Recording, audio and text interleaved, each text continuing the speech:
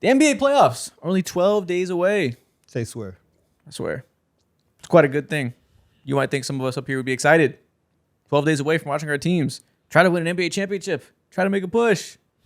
A guy like me, I'm having a terrible weekend. Why? I'm not thinking about the playoffs at all anymore. Why?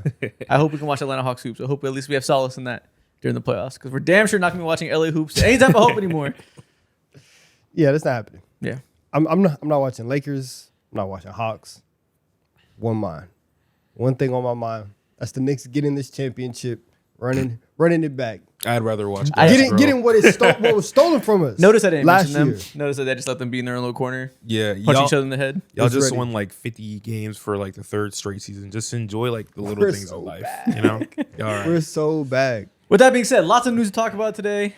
Highlighted by, like I said, the Lakers falling apart. We'll get into that. And as you see by the title, the main topic today, we are going to put some of the biggest stars in the NBA into a bracket based on who has the most pressure going into this playoff run. We have 32 NBA stars going down the list, seeing who has the most to prove, who has the most to lose, who desperately needs to perform come playoff time. You know what this sounds like? What? Narrative. There you go. You know what this sounds like? Agendas. Here we go. Pretty much. So, yeah, that'd be fun. We'll put people head to head, see who has more pressure on them, till we see who wins the crown of the most pressure on their shoulders in this year's playoffs. Okay. Let's do it. Now, that being said, cue the intro music. Let's cry a little bit. We're throwing it back. Whoa. That's crazy. That's crazy. He was bragging. I outmuted The cranium is crazy. Oh my God.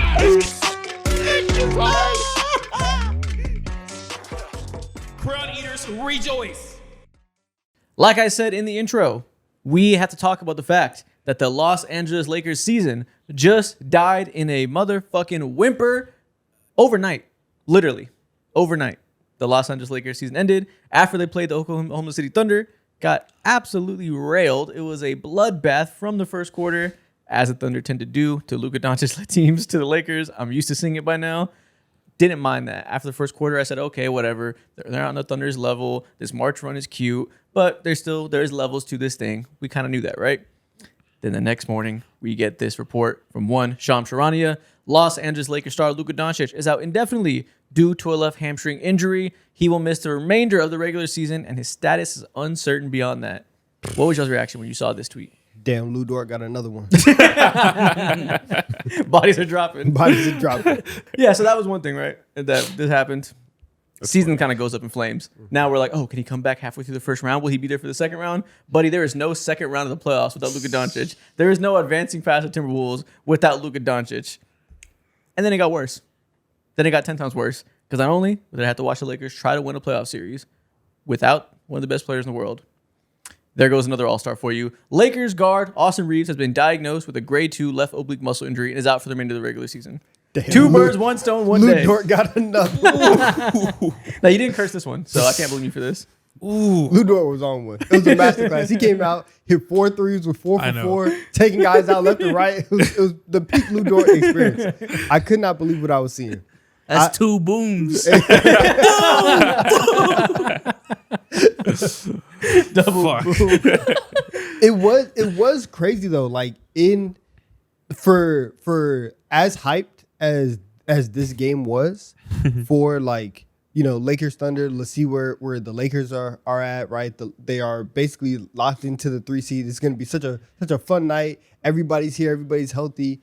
And then all of a sudden in 5 minutes, everybody knows, okay, this game is over. 6 minutes, Austin Reeves is holding his hip every time down the floor.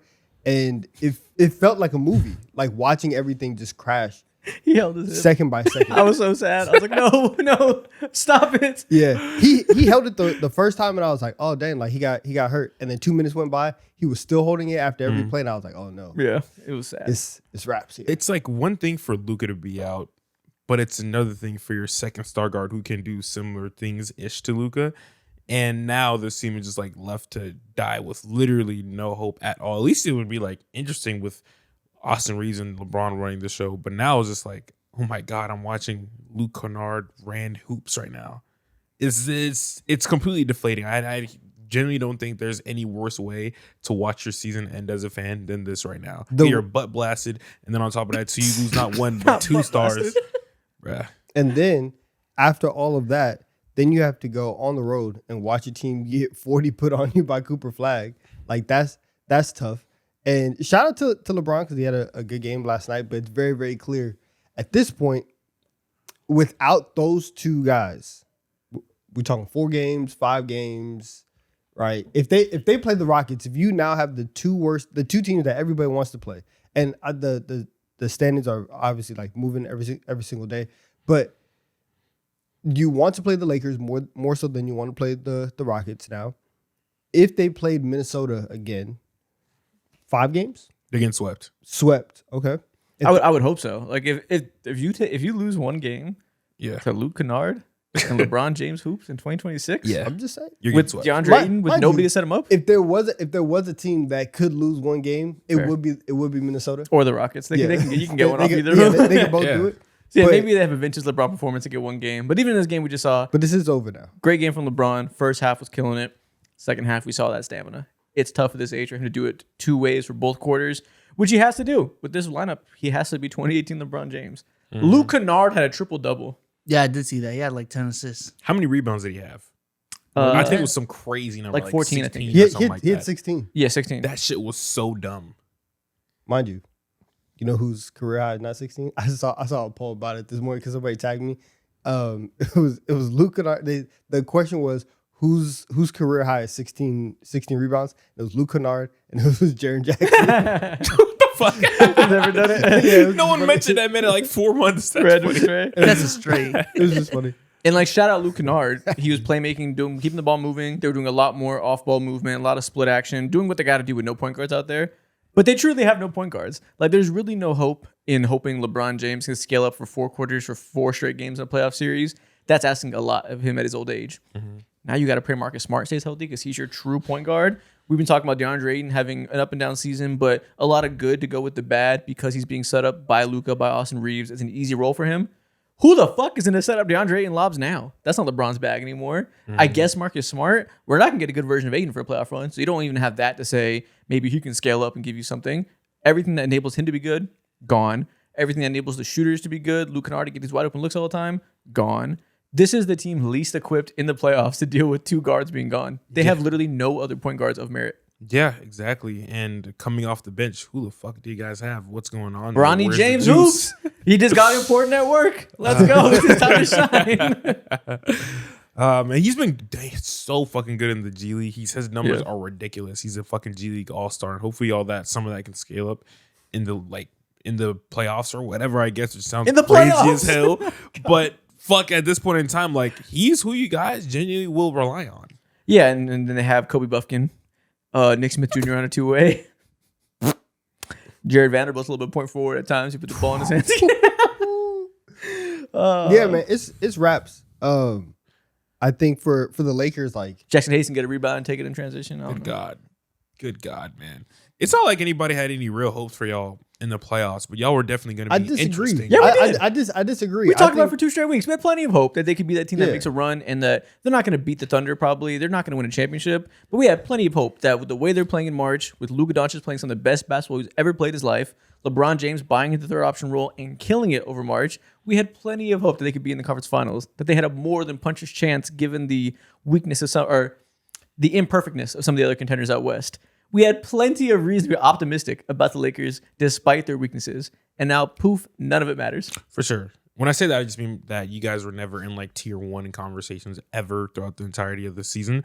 But still, without a doubt, we've seen crazier things happen and shake out in the conference finals before. But to, again, see all this happen and how you guys just like caught all the perfect amount of momentum towards the last, 15, 20 games of the year and have all this go out on a whim. I don't think it can be any worse right now. Yeah. And like, you're right. I also am like, if it would be worse if they had like made that trade deadline trade, gone and got a wing, and we felt like this team could beat anybody because they finally got their missing piece. They didn't do that. So you're right. Because of the fact I had no hope they're going to win the championship, I wasn't like completely torn up by it. Yeah. It sucks now the most. Now we're a few days removed thinking about it because it's all like no reason to watch anymore. It sucks the most though for LeBron James. Yeah. There's like how many years now of his Lakers career he goes out the whimper for things that have nothing to do with him. Another year wasted of his career, zero chance of making a playoff run. He was, dude, it looked like he was gearing up and ready to make a good playoff push in this third option role. He was really heating up at the right time. Some of the on-ball juices coming back compared to really, really close to when he had sciatica. It looked like he was primed and ready to make at least one more push in this new role and give himself a chance to do something in the playoffs. Now he goes outside again with literally no hope of getting past the first round. Yeah, man. At this point, like with the Lakers and especially moving forward, it's going to be so interesting how they approach the offseason because now like there's no scenario where they can make that deep like conference finals run and then kind of trick yourself into thinking, okay, this roster is actually not bad, and then you run it back. Like I do think that it gives you an opportunity to completely completely invent this roster around Luka into something that you think can be there going forward. And like you're gonna get destroyed in the first round, and Bron may be there next year, he may not be, but I think this gives you kind of like that out that you basically have been looking for the last like 6 months of year of like, I think we're kind of done with the like LeBron James era in LA, and we can fully move on to Luka basketball and really, really start prioritizing it. So that might be the only thing. I get it. That might be the only thing that you could look at and say, okay, fine. I get it. They're going to do that anyways. And now you're just robbed of one more year of Luka hoops in the playoffs. I understand it. I think no matter what, they're going to make that pivot. So I wouldn't even allow myself to have that silver lining you're trying to throw. I think either way, it's unfortunate to lose a year of prime Luka basketball. All right, cool, but your life sucks. Yeah, exactly. Exactly. They already knew they had to move on. Now, I mean, inversely, you already knew this might be your last year of LeBron James, or maybe you have one more year if you want to do a retirement tour. Now your last year of LeBron James is wasted. Tough. What the fuck do you like? What new information do you get out of this season, man? Like, how do you like encapsulate this Lakers season? I don't know if there is any. You don't learn anything new for real. You know what you learned? You learned that LeBron James can play third option hoops, and it doesn't matter anymore. You know, Austin Reeves is like that now. Yeah, you learned that you 100% like have to pay Austin Reeves. That's another good question, right? One thing we're not going to be able to learn is what an Austin Reeves playoff run looks like. Because I think if free agency started today, he'll get 30 mil, maybe 35. At least. Yeah. If he went up there and he killed it in the playoffs, cooked Jaden McDaniels the time instead of getting locked up like last year, and like proved that like this is an all-star level player that will be in the all-star game next year, we're talking 40 mil for Austin Reeves. He could have earned himself an extra 5 to 10 mil. Now we lose that opportunity. And I think they'll probably default to him just like being on the higher end just because like he didn't lose that value. But it would have been a lock for him if he would have came out and had a good playoff run. Yeah. It's a lot of money, man. It's a ton. Do you know how many teams would love to have Austin Reeves right now? I think he would have thrown so many offers, and honestly, it probably He will. Yeah, he's still gonna get money thrown at him. Yeah. Well, maybe I think they're just gonna like give him the max extension like the first day. Like I don't even know if he's gonna really court things because like he's back. Here's my number, Lakers, and they're gonna be like, bet. You kind of have to do it.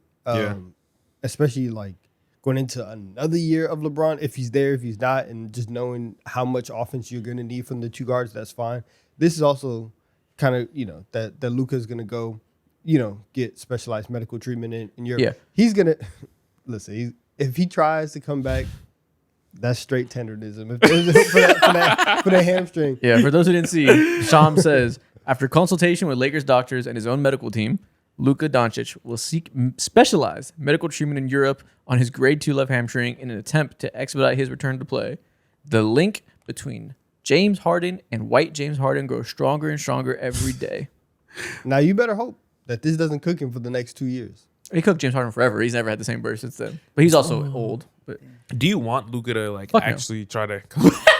let me finish your question. He woke up with Ben. Why the fuck would he do that? No, I don't care. If Austin Reeves isn't there, Yeah. I mean, if he finds a medical like specialist that agrees and it's reasonable and has a treatment plan different than the Lakers doctors, and the Lakers doctors see it and they agree it's reasonable, and everyone's all kumbaya, we have a chance.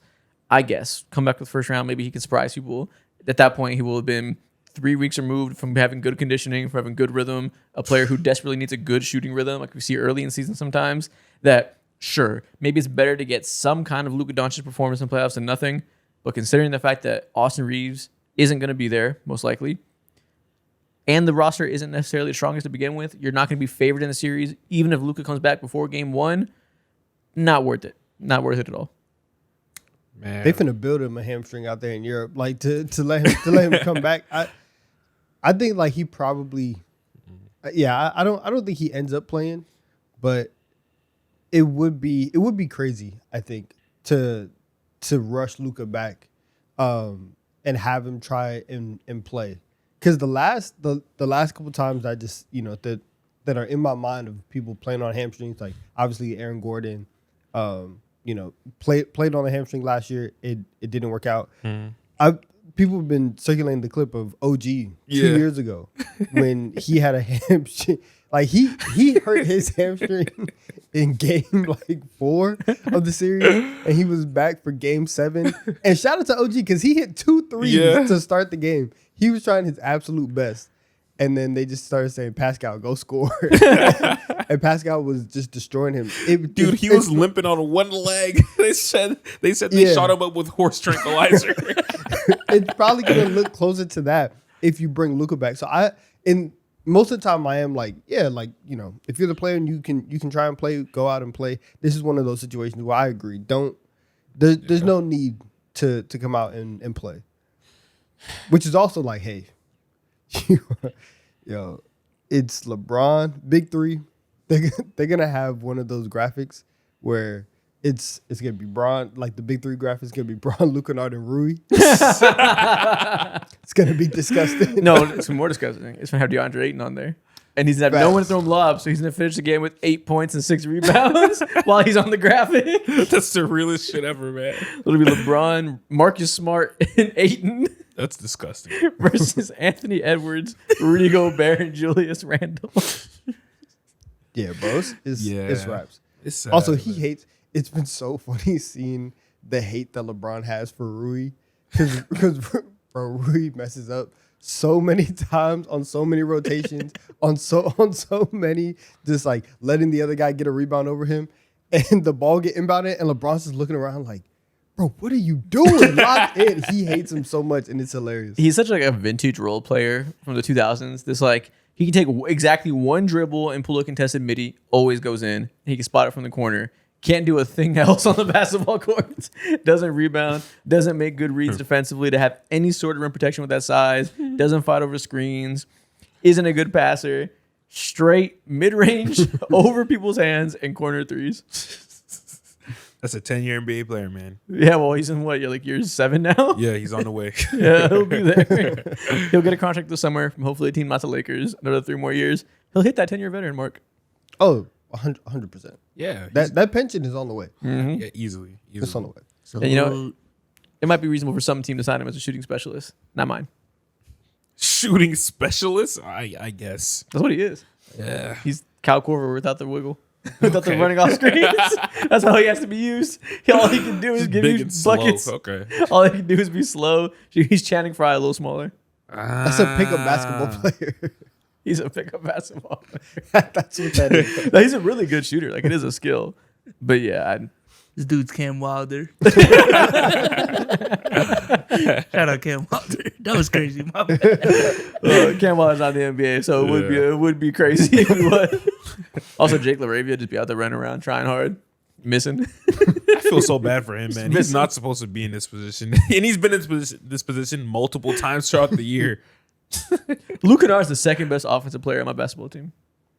He's getting them threes And up now. y'all got to play him. And while y'all play him, he's going to be, they're running, the other team's literally running whoever offense every single opportunity they have. It is going to be funny when it's going to be like game 3 of the playoffs, and we're going to get the stat tweet afterwards of like, LeBron and Luke Kennard are only the third combination of teammates to ever have a triple-double in the same playoff game. Yo, this is sad, man. This is sad. Yeah, that's our Lakers talk. Let's get on to the main topic of this episode. We got to talk about the Stars with the most pressure on their shoulders this playoff run. I have the top 32 players that will be in the playoffs. Some of them won't make it out of the East playing, but most of these teams, I think, will make it. So whatever it means to you, whatever expectations are on their shoulders from your perspective, who has the most approved, the most pressure mounting on them as individuals aside from just the team dynamic. Okay. We have 32 in this bracket. Starting off in round 1, Anthony Edwards versus Bam Adebayo, Mr. 83. Bam is a made man. Bam can do no wrong for the rest of his career because the way that he is moving post 83-point game, and like he is moving as somebody who just scored 83 points. And so anytime anybody has any criticism of the Miami Heat for what they are this year, or a Bam, he can look at anybody in the world and say, bro, I scored 83 this season. I'm good. I'm okay. It's not him. And also, we also just don't expect anything of the Miami Heat in a playoff situation. So he's good. I feel like the answer here is very clearly Anthony Edwards. I think it probably should be Anthony Edwards, but when it comes to Bam, I do think that there is a certain amount of pressure when you score 83. Everyone's going to be looking at you a little bit differently. If you have bad games, people going to be like, man, He this just is had a who bad we game. let have 83 points. Yeah. Against the Wizards. He had 6 shots up. He said they did their job.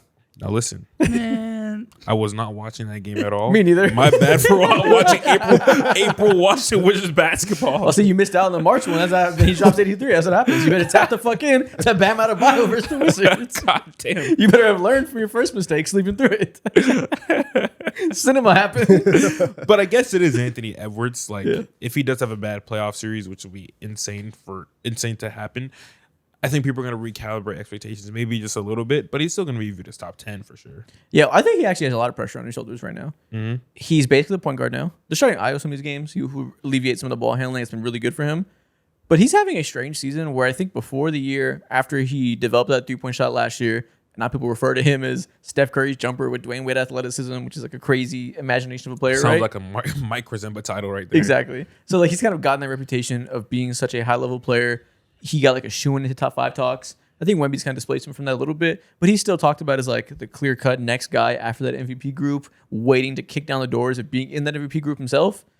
He has to have a great playoff series because the reason he gets that type of nod is because he's been so good in the playoffs the past couple of years. And he's had a kind of a strange season where he's still been really good offensively, still made improvements. Maybe his worst defensive season since his like rookie year. Playmaking hasn't been fantastic. A lot of Wolves fans crying about him not being in shape. There's a lot of question marks looming that if he doesn't perform amazing in the playoffs, people will start to nitpick him really fast. Yeah, and I want like the last 2 times they've made it to the conference finals, and so some of this stuff has been glossed over. But like even in the game 7 against Denver 2 years ago, he didn't shoot well, right? He did a whole bunch of other things, and he was very impactful in other areas. But the Anthony Edwards skill of scoring was not on display in that game. Last year, there were a couple games where he's shooting, even in the Warriors series, the shooting wasn't and the scoring wasn't as good as it normally is. But Julius Randle was coming in and he was playing really well. I would like to see a start to finish just like I'm dominating everybody from Ant and putting together all the pieces like you're talking about. The in shape comes together, the defense comes back. We'll see what the playmaking looks like. Just because obviously like playoff defenses are different than regular season ones. But I feel like Ant is, even though that his position in the league is solidified, he can jump, I think, a lot of places, and I think he can get into the top 5 with a good run. I mean, the top 5 is so hard to get into. I think it's kind of, those top 5, Jokic, Shea, Wemby, Giannis, That's Luka. that's where. Okay, Giannis. Giannis. I think the Giannis thing, and especially just in terms of conversation, availability. We haven't seen Giannis in a meaningful playoff game in 4 years, Eons. 5 years. And it's been a long time. So I think Ant has a way where he can, if he has these playoff runs, we can leave the postseason and be like, okay, yeah, Wemby has ascended and he's in there now, and then also Ant has displaced Giannis. I think that's on the board. Yeah, to me that'll be more about Giannis than anything. It'll be like, Well, the Giannis stuff is done, is what Yeah. I'm saying. Like his part in all of this is over. yeah, for sure. But I don't really see a path to Anthony Edwards this year. Me thinking he's a better player than Giannis, so it'll be a conversation of like availability and all this other stuff. So you're not wrong. To me, that wouldn't be him taking a big leap. That'd just be like more reason to pile on Giannis for, we didn't see you in the playoffs again. You're out of mind, and we just continue to slander him for that. Like he's not even on this bracket, which is crazy. So I agree with you. I just don't know if I see him having like I guess you know what? Plus Luka's gonna be hurt. People probably will push that. Now I'm thinking about it. You're right. Whether it be smart or not, people probably will push that. But I'm going Ant. Okay. Yeah. I Ant agree. definitely has more pressure than Bam Adebayo. Next one. Brandon Ingram versus Brandon Miller. Which second option Miller? Battle of the Brandons. Battle of the Brandons. What the hell? That's a second option for Brandon Ingram. He's really the first option scorer for sure. Yeah. Brandon Miller having an up and down season, battling through injuries. I say up and down. I mean efficiency wise. Overall, everybody's playing well on that roster. One of the most efficient starting lineups in the NBA. I think actually is the most efficient starting lineup in the NBA from net rating. He's a big part of that. The scoring efficiency hasn't been there, but like the eye test is better for him, I think. He plays a very key role on that team. They kind of do go as far as he goes in a playoff setting, with him being able to be that Swiss Army knife scoring wing that can attack smaller guys, blow by big guys.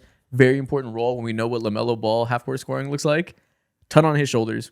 And then Ingram, if he's not dropping 30, I don't know what chance they have in the playoffs with how they're playing right now. Yeah, I think it's easily Brandon Ingram. For Brandon Miller, all everyone just wanted to see from him is just simply health. Because I feel like a lot of people, based off his rookie year, although it was like inefficient, everyone knew that the ability and the talent was there. And all that was needed for him when it comes to the Charlotte Hornets basketball, just staying healthy. And it's everything that everyone pretty much like imagined to be. As for Brandon Ingram, this team is in an entirely different situation. You don't have the LaMelo Ball on your team. You don't have the Concanopla on your team, brother. You're supposed to be both of those things combined into one in order for this team to succeed. So with that, when it comes to Brandon Ingram in mind, yeah, he has like so much pressure. He's the new guy. He's supposed to be the guy who's shouldering the load of this offense. He's supposed to be one of the better playmakers, one of the better shooters. Like he's everything for this team, damn near offensively speaking. So yeah, with the way Scotty's been shooting, Ingram has so much burden. But Ingram has more burden to his team's success right now, I think. But I do think that nobody cares about the Raptors in this moment. So if they go out in the first round, nobody will give a shit. It will not be an indictment on Brandon Ingram really at all. Like he's kind of he's Brandon Ingram, you know. No one's really expecting him to come out and light the world on fire. If he plays like Brandon Ingram and they lose in the swift 6 games, so be it. Miller, on the other hand, if the Charlotte Hornets don't keep up the pace they're at, if they lose in the play-in tournament, if they don't get the top 6, and he stinks it up, shoots some tour dates. Someone like Donovan's gonna remember. You know how someone like me's gonna remember. Are these games not meaningful? What are we playing for? It means something. You're right. Okay. If it means something, then it means something. Because to your point, you said that Brandon Ingram, all we care about is Brandon Miller, all we care about is staying healthy. We know what you are outside of that. We know the talent you have. We got to see it come together. Give yourself a chance of being healthy. I got more questions than health. I don't know for sure how good he is. I don't know for sure if he's ready to take on such a scoring load in the half court with LaMelo Ball's deficiencies. I don't know for sure that he's ready to be an elite scorer one day. I would like to see it in this playoff run. This is the closest matchup, I think, on the board, because for obviously a combination of all the reasons that you guys said, of like one, nobody cares about Brandon Ingram like that, and then two, like Brandon Miller. The Hornets, even if the Hornets like on this crazy pace, if they go out and they lose in the first round, even if they get the 7th seed and they lose to the Celtics in the first round, you look at the Hornets, you say, okay, one, you lost to a team that everybody thinks is the better team, and say, shout out to you guys are finally competent, you had a nice run, everything's fine. I think Brandon Miller might get it only because he does have the potential for slander more than Brandon Ingram. And for Brandon Ingram, them checks are cashed. Fair. The contract just started this year. Yeah. At the end of it, he has a player option. He doesn't have to worry about anything for 2 more years. Fair. He doesn't have a consequential game on his schedule for 700 days. That's a crazy thought. He's fine. So I think Brandon Miller wins this. And I also think the Hornets are capable of, with a good showing, even if they lose in the first round, with a good showing that inspires belief to their next coming year and the leap that they can carry forward after this second half of the year, they have all the path in the world to being the team that we look at and say next year you're going to be one of the best teams in your conference. Yeah. So that implies a certain amount of pressure to me in like a positive way. Oh my God, they damn near have the same exact record. They have fallen off a fucking cliff, the Toronto Raptors. That's fucking They've been crazy. so bad.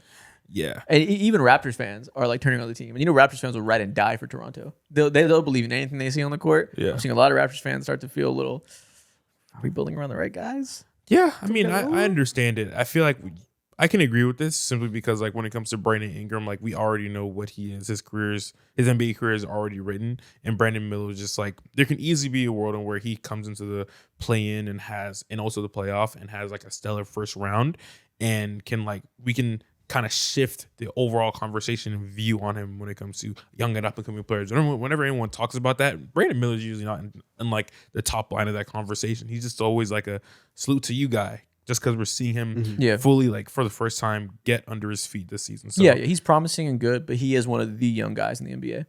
Okay. Just one of the guys. So, I can understand Brandon Miller or Ingram. Yeah. Okay, interesting one here. Round 3 of the first round. Cade Cunningham versus Donovan Mitchell.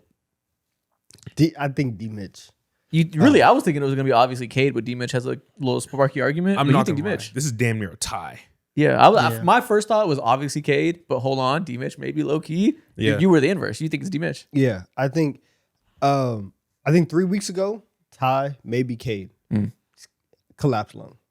Okay, so the injury is so crazy that we got to give him a pass and be like, "Is what it is." Yeah, like if they now, I think a first round exit for the Pistons might be more explainable than like a second round one because it's like, oh, he barely had any time to come back. He has the collapsed lung, right? Obviously, things are going to be off. Of course, you went out early.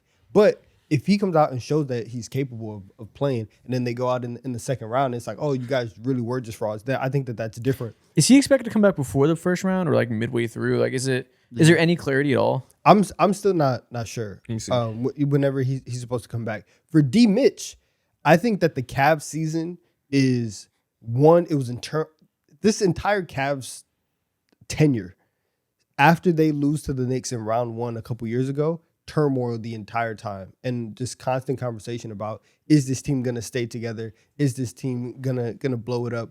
And he's expected to come back for the first round. Before it? For the first round. For the first round. Okay. Yeah.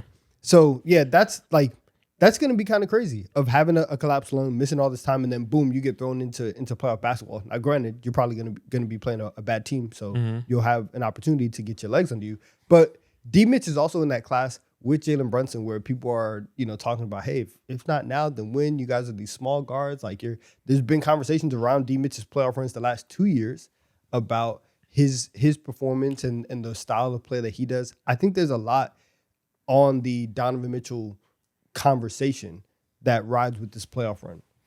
Yeah. And the Cavs are in a more precarious roster situation than the Pistons. If the Pistons come out and fall on their face, it'll be disappointing for someone that's been a wire-to-wire number 1 seed all year in your conference that's supposed to be like ready to win.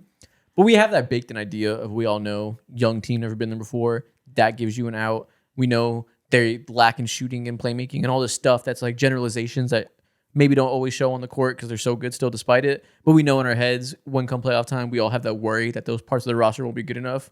So that gives you an out. We don't necessarily got to blame it on Cade. If the Cavs fail, it's just like, oh shit, we got to blow this bitch up. Yeah. Like, just really, Jared Allen, goodbye. I guess Harden stays, but like, you don't feel great about it. Like, does D. Mitch say, maybe I need to go somewhere else? Like, we really don't know what the fallout will be if they get blown out in the first round. Yeah, I agree. I think that's why maybe I'll ultimately land on the Cleveland Cavaliers, because D. Mitch, it's not crazy to say that, he may not be on this roster in like 2 years from now or something like that. Like, that's how serious every single year for the Cleveland Cavaliers is, right? They literally just chose up on Donovan Mitchell over Darius Garland a couple of weeks ago, and now James Harden's on this roster to actually make serious moves in the playoffs, which just means elevating, being better than where you were like last year. So I think it's probably that's a good point. We're talking a lot about like post playoff conversations, like results based outcomes. Just on the floor, James Harden's gonna have a bad game. That puts way more pressure on you to score and hit every single shot. What? I'm taking D. Mitch. Does it put more pressure on you, or does it give you out? Because we'll just slander James Harden. Maybe we'll ignore Donovan Mitchell's part of it. To accomplish your goal, you have to do something. Okay. I do think on the court, Cade is more on his shoulders. Like they really need him to do a lot, but nothing's gonna happen from it. So it really, the injury, your first point to start this conversation, the injury kind of gives Cade the pass now that. Not even to pass in any type of like negative way, but like literally you can't judge him too hard coming off a collapsed lung. Yeah. So it should be Cade, I think, but we'll go D. Mitch just to keep the conversation interesting. You're right. It should be Cade, but he's not lucky that he has a collapsed lung. But You're man, lucky, buddy. You're off the hook. people were this putting him time. in scary conversations just 4 or 5 weeks ago. Kate is on a ventilator. He's like, you're lucky, man. I'm just banging on the door. I wanted to get these narratives off. I was gonna slander your ass if you shoot Tornites again. De'Aaron Fox versus Devin Booker. Oh, this is mad easy. De'Aaron Fox, first option on a team that is gonna be in the playoffs versus Did I say De'Aaron Fox? Devin Booker is the first option on the team. De'Aaron Fox, second option on a team that has way higher aspirations, but he's not the guy. They put the ball in a lot of people's hands to try to make sure no one guy can sink the ship. Less on his play on a basketball perspective, but team has way more to prove. What does that do? I think this one's easy. I think it's De'Aaron Fox. Easily. Easily. Yeah. I think from agree? I agree. Me too. That's a sweep. De'Aaron Fox wins. Yeah. Devin Booker's kind of just a made guy, right? Like we just know when the Suns get to the playoffs, like it's cute, but we're not expecting them to beat the 2 seed Spurs or the 1 seed Thunder. Like it is what it is. They perpetually been the 7th seed for like 7 months, bro. I have no expectations for y'all at all. And De'Aaron Fox has not won but 2 of his replacements on the team at this moment. Yeah. So Yeah, exactly. Every playoff run, De'Aaron Fox is going to have to not play for his job. show why he's necessary. Yeah, show what, because like it's not his fault or anything, but like you said, they have plans for those guys to take the reins eventually. So like show that as they elevate, you can continue to provide value next to them. Because everyone talks about it from the second they drafted Dylan Harper after trading for De'Aaron Fox a few months prior. It was, okay, so eventually 2 years from now, we're going to trade him for a wing and make our team make sense when Dylan Harper's ready to be a superstar. How long can you make that process wait? How long can you stay on this team by proving that they need both of you? Yeah. So De'Aaron Fox, you better hoop, man. You better knock down You shots. also paid though, no matter what, you're making $50 to $60 million in the next 4 years. That's true. So either way, really the pressure is on the Spurs for you to play well so it doesn't look crazy. They have all these guards. You are paid regardless. So shit is sweet regardless. Yeah, well, they trade you to another team that you make $60 million for them. The horror. And you get to take more touches, get more shots, get more points, get another payday after that. The horror. Oh my gosh. This one is interesting. Keep in mind what we said about Cade earlier and how the collapsed lung of it all puts a little bit less pressure on him. So now, Jalen Duren versus Evan Mobley. Okay, so on Jalen Duren fronts, I almost don't want to put any pressure on him for it because, like, bro, this is your first year as an all-star. You just made it onto the team. This is your first time putting it all together really and establishing yourself as one of the better players, better centers in the league. Evan Mobley, man, we've been waiting for a minute.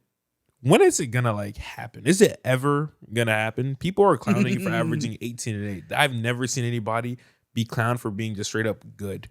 Yeah, I think that's the thing. Like, people hate you, bro. And that's the thing. I think people are done with Evan Mobley. He's just good, never great. So be it. I don't think there's much pressure on him at all. I think the expectations are gone, and there's not going to be hype or slander. He's just Evan Mobley. Actually, there will be slander. I know the internet, but he kind of is Evan Mobley. Jalen Duren's about to make an All NBA team. He's going to get a supermax this summer. K's not 100%. They haven't lost a step without him. They've been destroying everybody off Jenkins and Duren hoops. You better earn that supermax payday. You better show me you're still that guy in the playoffs. It's Jalen Duren easily to me.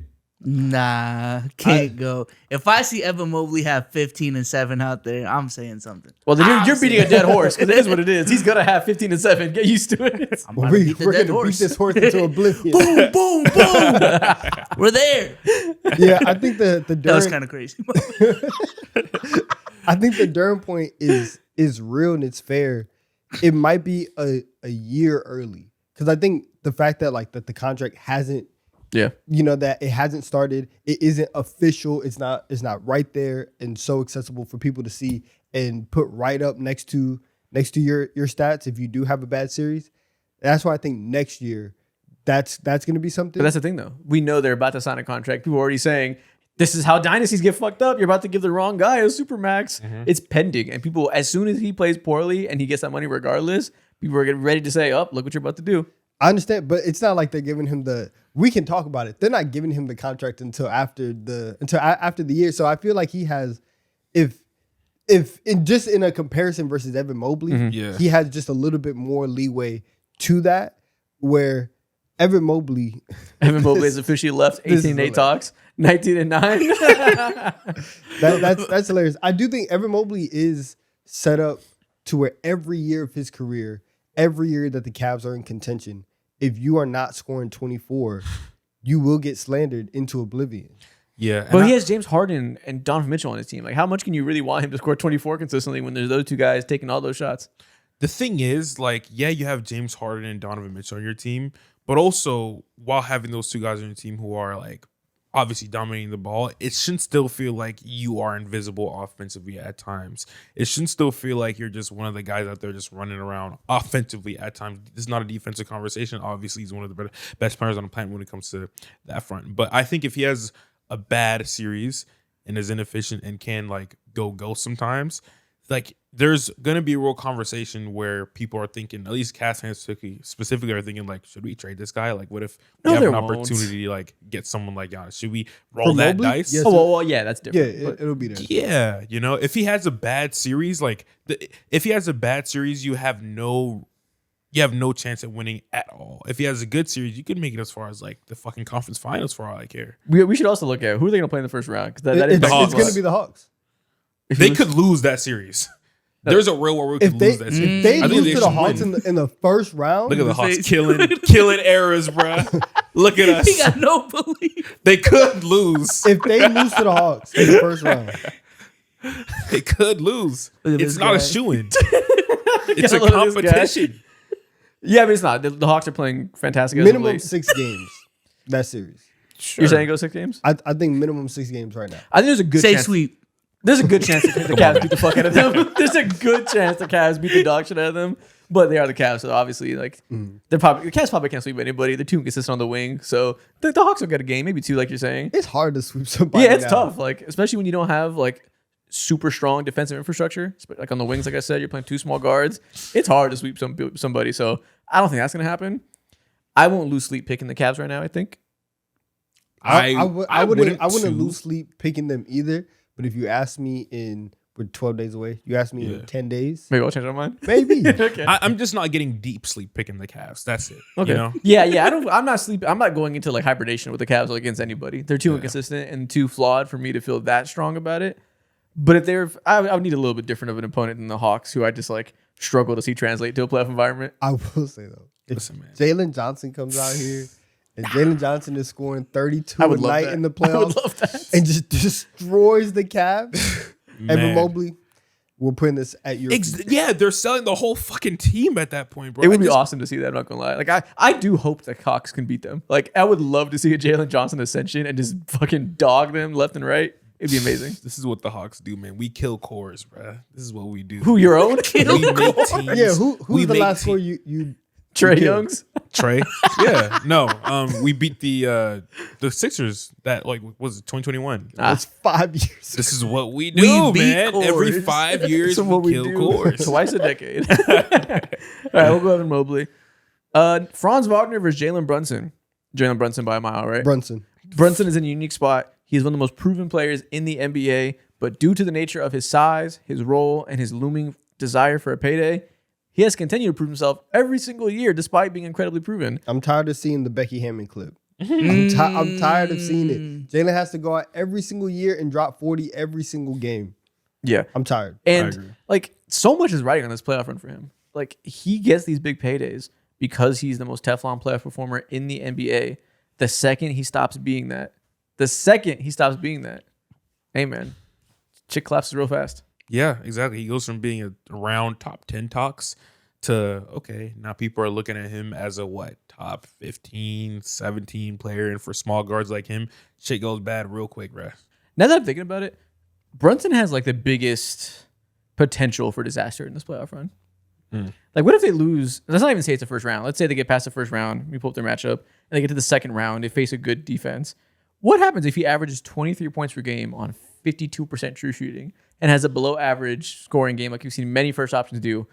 What happens then? What happens come this summer after their owner said, we need to win the finals this year? What happens then? Man, you know what happens. He's in those Trey Young, John Moran combos, man. Oh my No, God. he is not. Yes, Trey he Young. is, bro. We gonna have to start those conversations for real. So I see your point. We got to choose a different guard. Those guys are in the depths of hell. It's over That's- for them. that's- He's in that actually- trajectory. I would No, say. he No, is he's not. not. No, he is not. All right. Okay. Okay. But Trade John Morant. there's a middle ground here.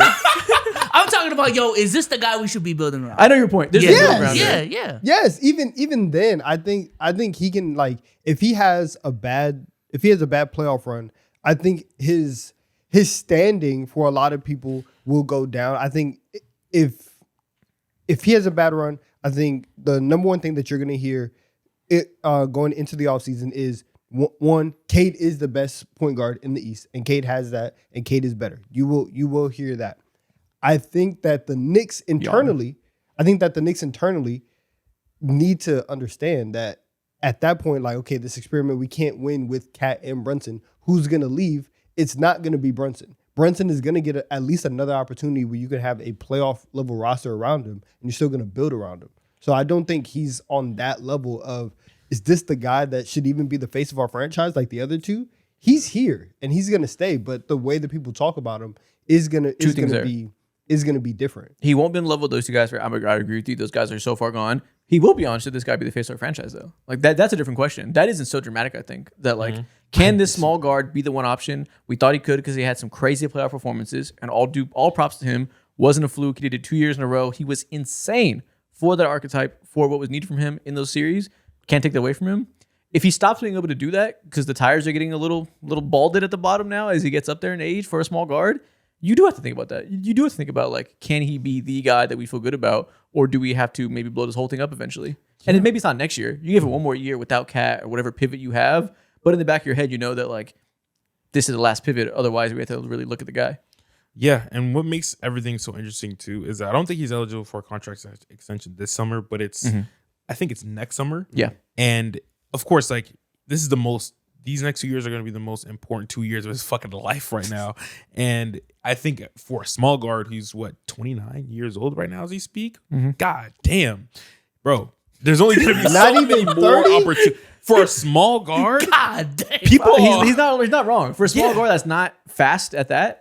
There's only so much more time of that he's gonna be at the peak of his powers. Like, shit goes bad really fucking fast. And at the peak of his powers, he was a dog shit defender, so there's no margin for error. You need to be the best scorer in the playoffs to return value. Yeah. 29 is ancient. 29 is you're knocking on that door. Yeah, things are coming up real quick for him. So I think there's a lot of pressure on him for these next I don't 2 think the years. Knicks are going to give him another contract. I don't think he's going to get that big payday. If I was to put a prediction, I wouldn't. If I was the Knicks, I wouldn't to a 32-year-old guard give him a fucking 4-year contract. That just doesn't sound smart to And me. I'm not predicting he falls off as a scorer in the playoffs. He can keep doing that. Yeah. I think the team is so clearly flawed and so clearly headed towards a pivot in the summer to make another trade to try to get on top, whether it be Cat or whatever. And I think when you're this far into going all in, pivots never work. These teams end up blowing up more often than not within a couple of years. And I don't think it'll make sense to give him that big of a contract. I think it might make more sense to let somebody else do it. That clock is ticking. And it's That not has even just begun. clicking on Brunson. It's ticking on the entire team. And yeah, I don't see this window being open for 4 to 5 more years. Yeah. That feels very wishful to me. Yeah. Now, he'll get another big contract. Somebody else will pay him, but it won't be like the most money he could possibly get because I just don't see this Knicks era aging quite well enough. We gotta see. I think Him and Cooper Flag gonna kill it in 3 years. Nah, man. Gonna go back home. That would be insane. They're gonna be new ownership. Kill me. That would be He's insane. gonna go back home. kill me now. It's gonna be sick. I'm not gonna lie. That genuinely hurt. Did you see it? You imagine that you're like, that shit. actually hurt. That would be so fucking raw. Third option, Jalen Brunson with Cooper Flag and Caleb Wilson. Oh, they're gonna kill it. That's tough right there. It's tough as fuck. Like I said, the number one convos, that's where things get shaky for me. But he could be the 3 next to Cooper Flag. Hell yeah, you can. Yeah. Because he'll be at that point. He'll be old. He'll be 33. He'll be a little like it's know what we should expect. Yeah. Go be Jason Terry on steroids for a championship caliber team in the Mavericks uniform. Yeah, man. Ooh, it'll be tough. Yeah, man. We're eating at this point. 2011 Jason Kidd. Go be that. Yeah, go be that. Now you got to learn how to pass and pivot And a little bit. Play defense. A little bit. At 33. But we can figure something out. Cooper Flag's a generational defender, maybe. Honestly, outside of like this is really not even fair to Brunson. Like, yeah, he has a lot of pressure on him, but really, this is just the whole entire Knicks roster. If I'm being honest with you, bro, outside of maybe like OG Anunoby, who I don't see too many people This questioning. conversation is ridiculous. But Cal Bridges, hella pressure on you. Mike Brown, what are you here for, bro? This is crazy. What do you do? This is crazy. Carl Anthony Towns, brother, have you found your role yet? This There's is a only 2 cruel more He games. scores nothing but 40 in the playoffs, and now we're like, yeah, go be the third option in Dallas in 4 years. Yeah, 4 years. That's not an indictment on anything. It's not 4 crazy years. to say We that. time traveled half a decade. I'm just telling you the future and what you should expect as you age gracefully Yeah. into being an elder fan. In conclusion, there's a lot of pressure on Jalen Brunson. Yes. Yes. We just outline the rest of his career. Yo, Because if you don't average 40, these are the conversations we're going to have. I'm telling you the future. Listen to me. Lock in. I Enjoy see the this time. vision. I gotta stop. It's I know gonna get some shit. spooky quick. I've seen these patterns before. It's that Doctor Strange meme. I know the one outcome. None of them go pretty for you. Jaylen Brown versus Jamal Murray. Jaylen Brown. Jaylen Brown, easy. Your first option hoops now. This is your team. You said You're you the could do it. MVP, right? You're the MVP. Yeah. Show me. Your first team, right? This is what you wanted, huh? Go ahead. Go drop 30 then. Go do that. You said that. I just thought about that video of that one guy from early TikTok days. He said, remember? Hell, I got to get in the mode. So this is what y'all wanted. For me to not give a fuck. Yeah. Yo, I never. Now I seen really it. don't give a fuck. What is the context of this? What's It wrong with was him? like, you don't remember that was a big dude in the vest? No, I don't remember. It was this like Facebook post, generic, just like musing of relatable quotes. Okay. And he's in front of the camera. It's like a real like, Okay. I don't even know how to use the right verb to Yeah. describe this type of content. So it was one of those. Okay. Yeah. Gotcha. So this is what y'all wanted. For me to not give a fuck. Now I really don't give a fuck. That's Jaylen Brown, by the way. 100%. Unironically, that's the ethos he embodies. That type of. Never mind, I'm not start frying Jaylen Brown. Jason Tatum versus Joel Embiid. Both in a less than 100% state for different reasons. Embiid, because Tatum's PR is through the roof right now. Come on, man. But what if his PR's through the roof? But if he comes back, It's understand. He tore his Achilles not a year of ago. course it's understandable. It's all of this is understandable. There's always context. Do you think that's going to stop Jason Tatum haters from saying, you came back so fast just to shit your pants and make your team lose? They would have been better without you. Like, I can imagine it all, regardless of if it's fair or not. I mean, I can imagine too. It's gonna be funny, but like, Wait, is it this guy right here?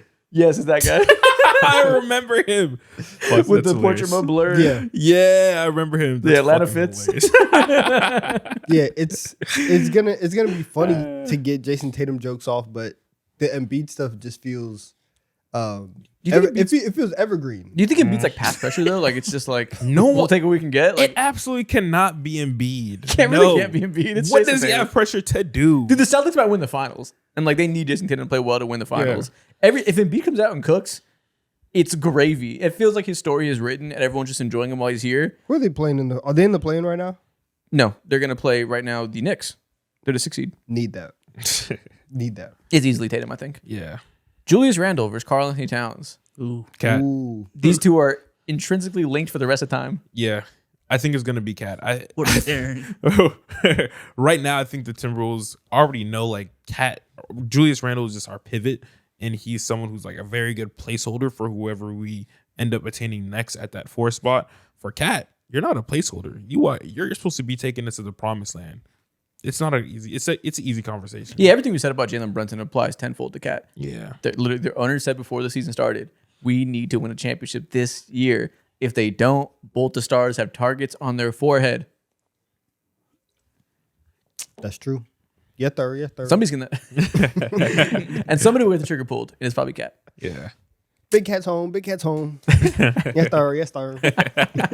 Kevin Durant versus Kawhi Leonard. Another good matchup. These are randomized. They give us amazing matchups. They did. Kevin KD Durant. versus Kawhi. That next one, what a crazy random matchup.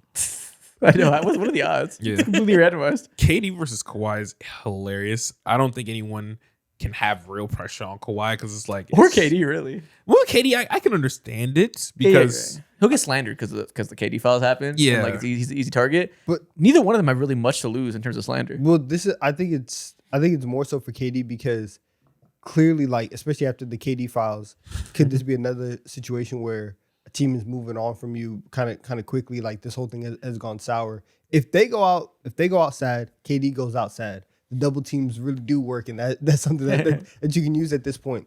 Now he's already 37. When the next team inevitably happens, are you going to look at KD and be like, do we even want Kevin Durant on our team? Yeah, the pressure is. I feel like there's more of that for KD than Kawhi. The pressure is, so this won't be fair because they have no point guards. They lost Steven Adams. It's really not his fault they're bad, right? Not fair at all. Nevertheless, it will be said that he ruined two young teams that had good young cores that were making playoff pushes. Then you come in and shit falls apart real fast.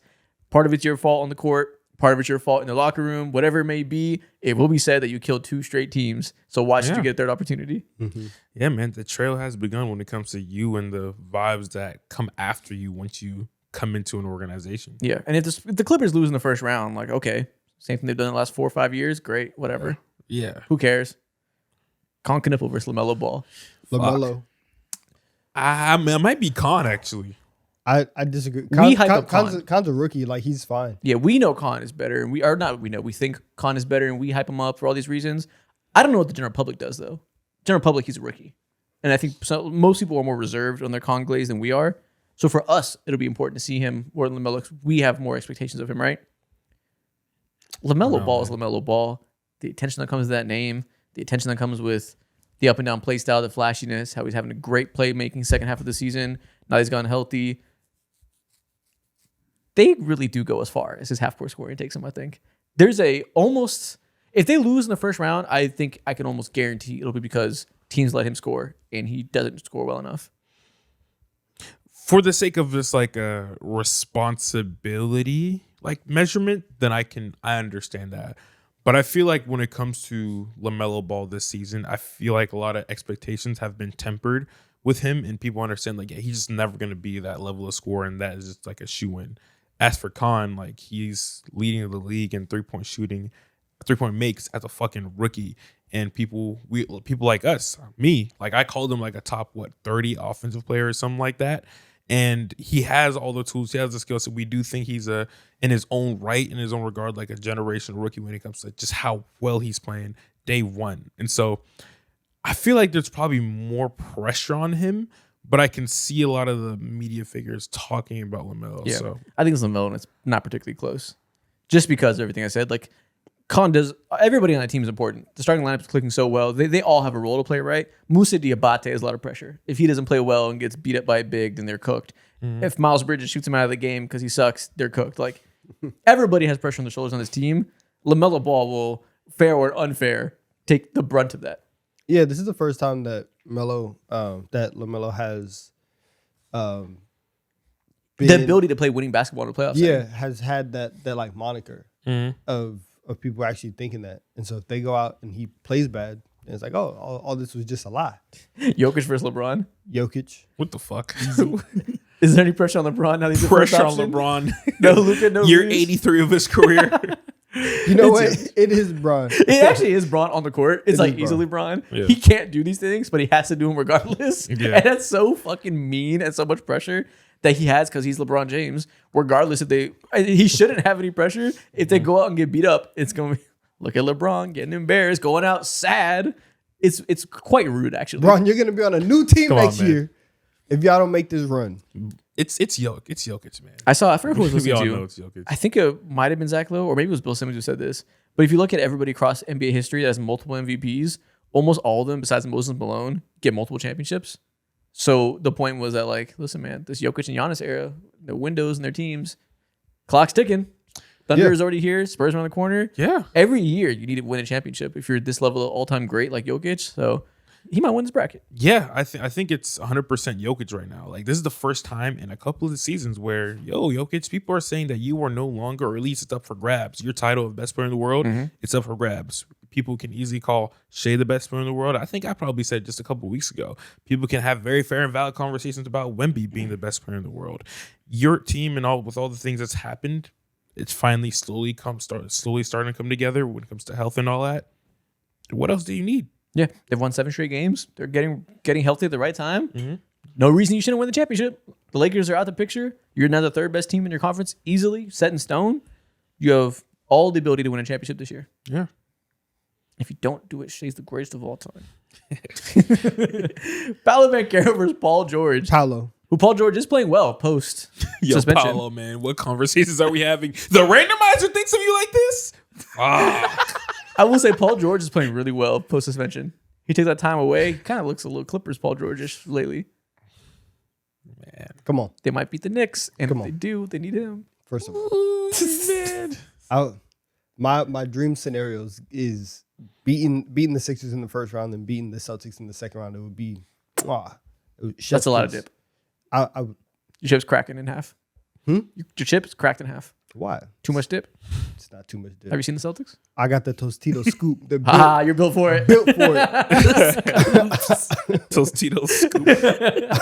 I'm Most taking- useless I'm chips taking ever, Paolo. bro. No, it's not. Bro, them not. You're those not are a real dipper. Those are, bro. Maybe I dip too much. I maybe have too much like faith You're not a in real how strong dipper. the quality Could you chip just is. get whatever? Too much faith in the That's what structural integrity of the dipper. Yeah, how if you claim yourself as that, let's see how much you really dip in, bro. be I'm gonna trying to cover the drink whole the But cheese. chip. this is what I'm Yes, saying. fuck He ratios, just bro. getting chips and putting them in the dip. He's an inefficient dipper. You know what I'm saying? I'm Don't maximizing. claim yourself as that if you can't handle the I'm dip. maximizing. I should the be able to do surface whatever the area of fuck the I chip. want with you, and I I'm can't. getting the most out of my Yo. chip. That's my system. Fuck that. That's my system. That's my culture. Fraudulent You chip. don't know anything about Fraudulent chip. that. No. He's scooping up fucking cold butter. with his dipper. You should be able to handle it. Yeah, it's Paolo Banchero. We went through all this up and down season of his. March came around. He was killing it. Said, okay, you're looking like you're back on track to being what we thought you could be. I chose to believe you that you're figuring some stuff out because your comments align with what I saw on the court. Since then, since I chose to believe in you and still say you're a top 25 offensive player in this league, you've gone back to being absolute garbage. It's been like 2 straight weeks of you shooting worse than tour dates. You are shooting biblical proverbs. It is crazy. It is insane. You are absolutely horrible. 319 Luke's. He's shooting inspirational quote captions. It's horrible. You better have another playoff series where you randomly turn into Kevin Durant from mid-range. Otherwise, it's looking fucking spooky for you and the entire organization. That's so good. Yeah, man. Paolo Banchero wins. Them chapters be so long. Chapters be so yeah. He heard you say, he's like, is Isaac looking anymore? I can go back to be me. That's funny. I'm so sick of the roller coaster. Scotty Barnes versus Şengün. Şengün, I think. We traded for Kevin Durant. We looked at you as like the face of our organization. When it comes to Scotty, it's like similar to Brandon Ingram. It's like, yeah, bro, like we know what you are. Yeah, people don't care enough about the Raptors. It kind of is what it is that these guys are going to duck any slander they maybe should get. It doesn't really matter. Versus Şengün, like Kevin Durant has drawn so much attention to himself for all the wrong reasons. You're going to die by proxy of that. You're going to catch a bullet ricochet. And now you're not a max player. Now you're overrated, shouldn't be an all-star. It is what it is. Yeah. Sorry, Şengün. Shea versus Stephon Castle. This is tough. It's actually unironically Yeah. not easy. Shea obviously has expectations of being the best player in the world, but like we know he's gonna be fine. So there's not that much pressure because we have faith in him. Obviously, if he were to lose in the first round, like have calamity, it would be disastrous for his PR. But that's not like realistically around enough that we have like that there's pressure to lose that way, you know? Whereas a Stephon Castle, like you're making this big pivot, you're making this rise in your importance on the team, the playmaking's taking a leap. Yeah. We've been saying it all year. These playoff defenses are going to put centers on you. They're going to sag off. They're going to make the offense get creative around making you beat them as a shooter. What are you prepared to do about it? Are you ready to have enough counters to make up for it? Or is things going to get spooky real fast when smart defenses come around? You had a very like visceral reaction. Who are you saying? It's easily Shea. I'm not about to say a role player at the end of the day has less pressure than the best in the world. But he's the best in the world. And do you think there's any chance they lose in the first round or any chance that he goes out sad? no. No. So there's like you don't feel a lot of pressure for Shea. And of course, if it goes bad, he has more downside. But that's not really looming, I think. But I feel like that's kind of unfair Maybe. because we feel spoiled by Shane. He just does this routinely night in and night out. Sure.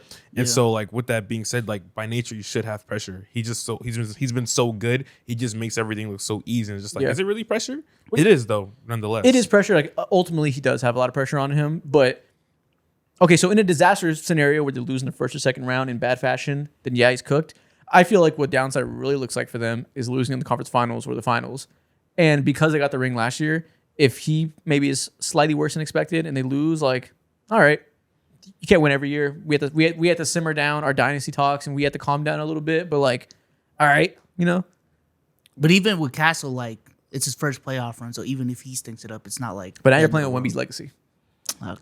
Now we have this guard logjam, and you're not ready. You better be ready next year. Now you playing with Wemby's legacy. You I said that gotta mad be glazed, sassy. man. I gotta be glazed. Yeah, you see what kind of time it is. We Should we go Shea? But like noticing Castle also has a lot of pressure. no, it's I don't think it's close at all. I think it's Shea. Yeah, Shay.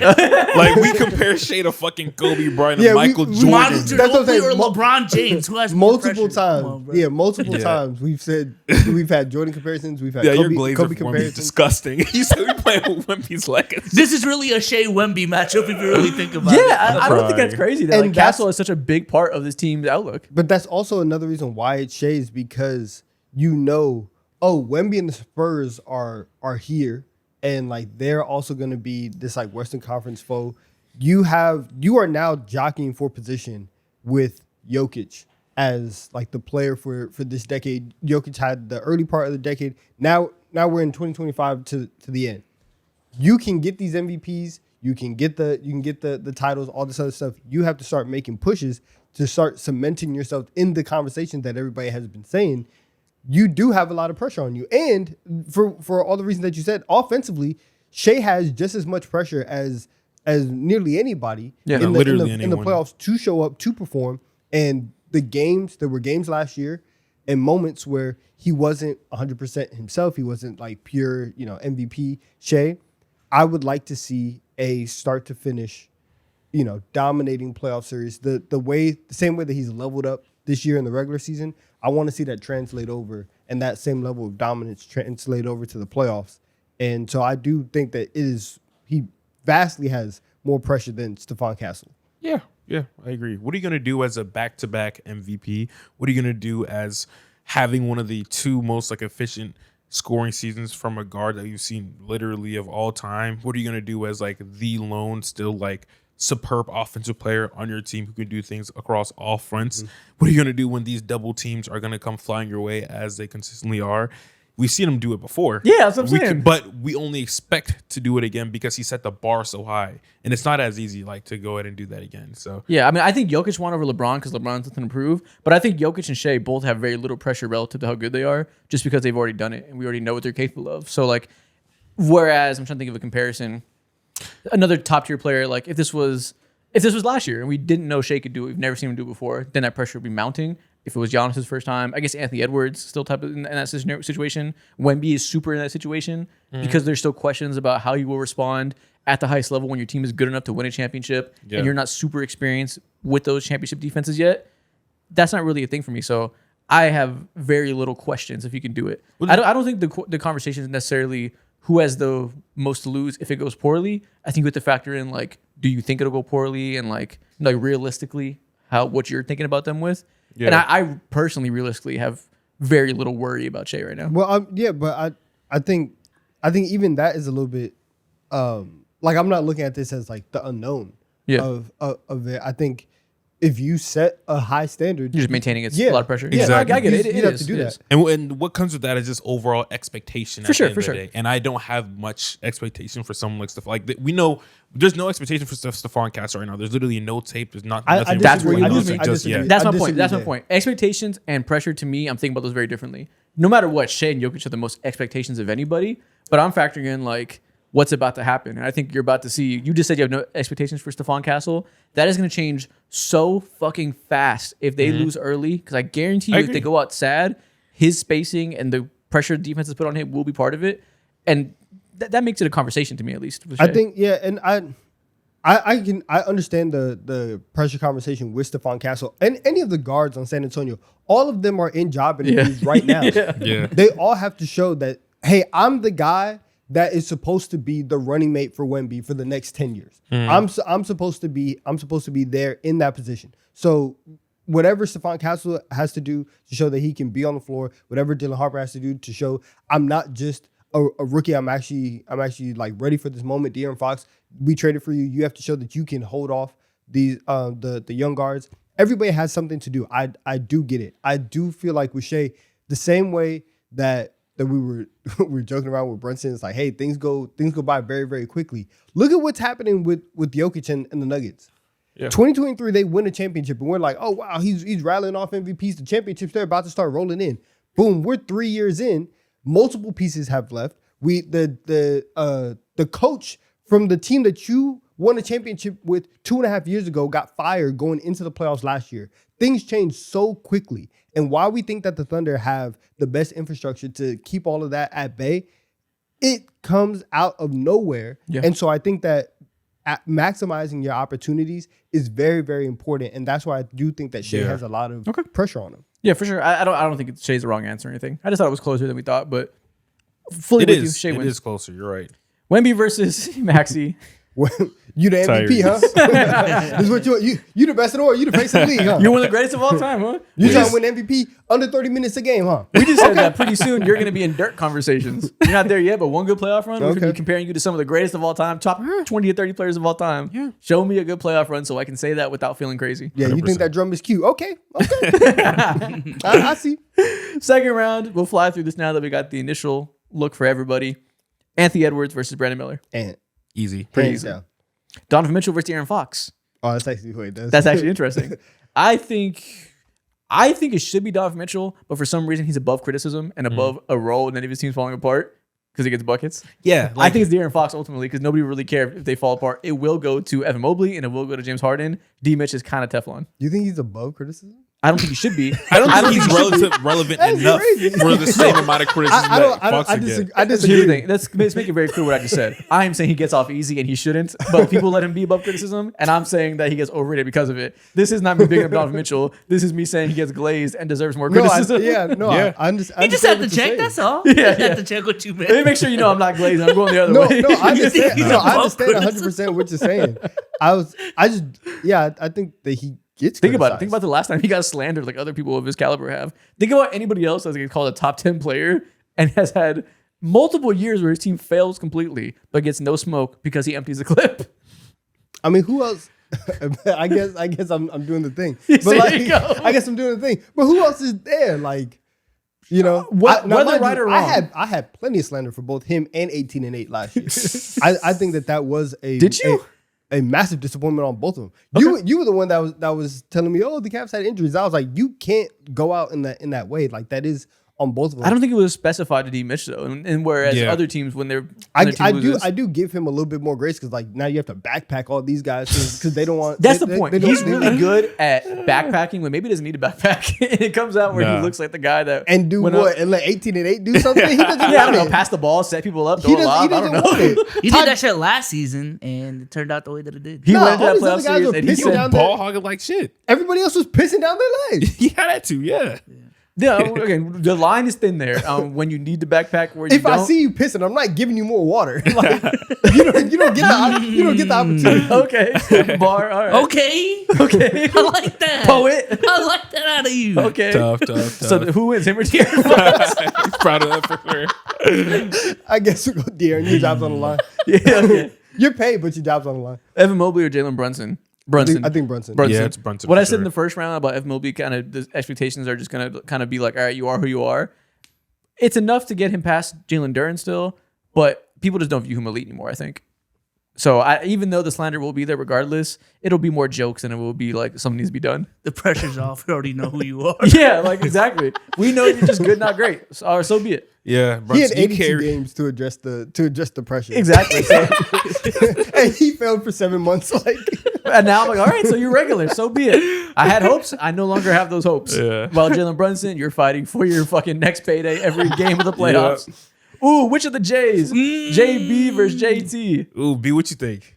There's actually a good conversation because they really do go as far as JT's all-time grit recovery takes him. But JB has said, I'm the guy. Here I am. First option hoops. Give me all the shots. So who has more on their plate? The guy taking the shots or the ancillary guy? I'm going to say this. I truly think Jaylen Brown has a chance to prove that he truly is like the guy for this team. If Jaylen Brown stinks the bed and JT got a backpack again, yeah, he's the number one option of the team. Those conversations are done. Even post Achilles. I can't wait. Even post Achilles. It's easy, Jaylen Brown. Yeah. I think Jaylen Brown's the only player I actively am a hater for right now. Anybody in the league? I guess myself. We don't gotta get into it. Jaylen Brown has more pressure than Jason Tatum, even if just for the Achilles. That the Achilles injury enough is to decide this. Yeah. Karl Anthony Towns versus KD. Holy shit. I've never ever thought about this in my entire Holy life. shit. So it's Karl Anthony Towns because he actually could be traded and like legacy isn't fully done, can get slandered, all this stuff. But KD has a lot of off the court things and like are they gonna run him into early retirement? He's so online. Are they gonna bully him into retiring? Nah, No. he's too good. He's good. He's too hard good at for it. that. Yeah. But like, is he? He isn't until he hits that age where it's like, fuck it, it's not worth it. People are if they go outside in the first round, the internet is gonna hate him more than you could possibly imagine, I think. What's his contract situation like? It's only a 2-year deal, I think. Are they still online to face the Lakers first round? What was that? Are they still poised to face the Lakers first round? No, I don't think so. Right now, I think it's the Timberwolves facing the Lakers. Okay. Right now, if it ended today, but it's so in flux, we really don't know. It's gonna come down to the last day. But right now, it would be them versus where are they at? Oh, 4-5. They're ahead of the Timberwolves. I think ultimately, them versus the Nuggets. right now, it's probably going to be Karl Anthony Towns who advances in this bracket simply because, like, yeah, bro, like if you piss the bed again, like we literally have to trade for you because this is back-to-back years now where you have not been able to show your value on either ends of the floor. Meanwhile, with KD, No, if we lose, I will push back on that. Mhm. Cat offensively was hooping like crazy last year. He just couldn't guard anybody. Sure. And like True, that's true. fair. The shot making that he had, especially in the first round against Detroit, insane. Yeah. So also- but yeah, people are getting tired of like the no cat. defense stuff. Also, the Yeah. Knicks think they can win their conference. The Rockets don't. So Yeah. that alone, I think, gives it to Cat. yeah, I agree. LaMelo Ball versus Nikola Jokic. All right, so y'all say the guys at the top have inherent pressure. Where does that line be drawn? Because Now, LaMelo Ball has a ton of pressure. Personally, I didn't think LaMelo should have been here, but either way, it's going to be continuously Jokic. Khan versus Jokic. Yeah. That way. Either way, it's going to be I don't know Jokic. how you still think that Con should be above LaMelo Ball in terms of expectations.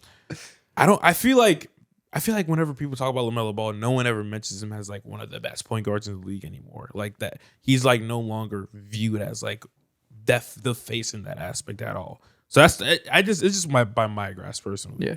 I think Jokic. Meanwhile, people are comparing Con to like Klay Thompson and like a Devin Booker hybrid and shit. Yeah. And But people are- as far as playoffs go, though, you get more rookie pass, I think. for sure. Even though everything you're saying is true, he does have crazy expectations. Even me, who glazes him the most, will still say he's a rookie. He needs a couple years to get figured out the playoff stuff. Yeah. Yeah, it's Jokic. We don't got to talk about it. Cool. Paolo Beccaro versus Şengün. The shit off. Okay. These are the same guys, just different conference. Yeah. Whose dookie is stinkier? I think Analyze it, Mo. Go ahead. this is tough because we've seen Paolo like, bro, he's been average. His playoff numbers are dumb. Like he averages Yeah. like 27, 26. He shoots like 40% from the Yeah, 3-point yeah. line. He goes crazy in But the that's playoffs. literally the only thing that's saving his legacy. Meanwhile, with Şengün, like you have KD on your roster, and man, and all that. You were the 2 seed last year. You're like fluctuating continuously in the Western Conference. I don't fucking know. Yeah, it's Paolo Beccaro. We gotta analyze this feces. I don't know, man. You gotta get to the root and cause. We gotta split it open, look at the remnants. We gotta look through these particles, man. Yeah, I don't know. Şengün has a couple more outs than Paolo does. And Şengün is also easier to say, okay, you're just not quite like that. Paolo Beccaro number 1 overall pick, has averaged 28 in playoff series. He's expected to be a top 10 player still. Outside of Rockets fans, people don't have that much stock in Şengün comparatively. Yeah, if Paulo rolls into the playoffs and puts up numbers like 20 or 18 points per game, and he's shooting like 43% from the field, it's like, all right, bro. Like you officially nailed the confident. I actually think they have a better chance of winning a playoff series if he averages 18 relative to 25. I agree. I think they asked him to do too much. I think he asks himself to do too much sometimes. Paolo Beccaro, you have more pressure. You're probably going to win this bracket, actually, if I have anything to say about it. Shea versus Wemby. I think it's Wemby. yeah, I'm gonna go Wemby here. Is there any amazing matchup? That's an amazing matchup. Is there any part of you that thinks like it is your first time in the playoffs, so maybe Shea has more with what you guys had said in mind before Nah. with Shea about him being Kobe, him having best player in the world caliber? Is that maybe more? Does Wemby get a pass if he needs a little time to figure it out? I think it's definitely an argument. I think for Shea to move forward, I think like that's the foundation of the reason why you would think that. Yeah. Wemby's had some of the most pressure on him since he came into the league, just because with all the expectations and all the hype, and because of the things that he has said and the things that he has done. Now we look at it in this first time, and there are a couple things that are like I kind of do want answers for in terms of the playoff schedule and playing every other day, especially in the second round and playing that often, elevating your minutes.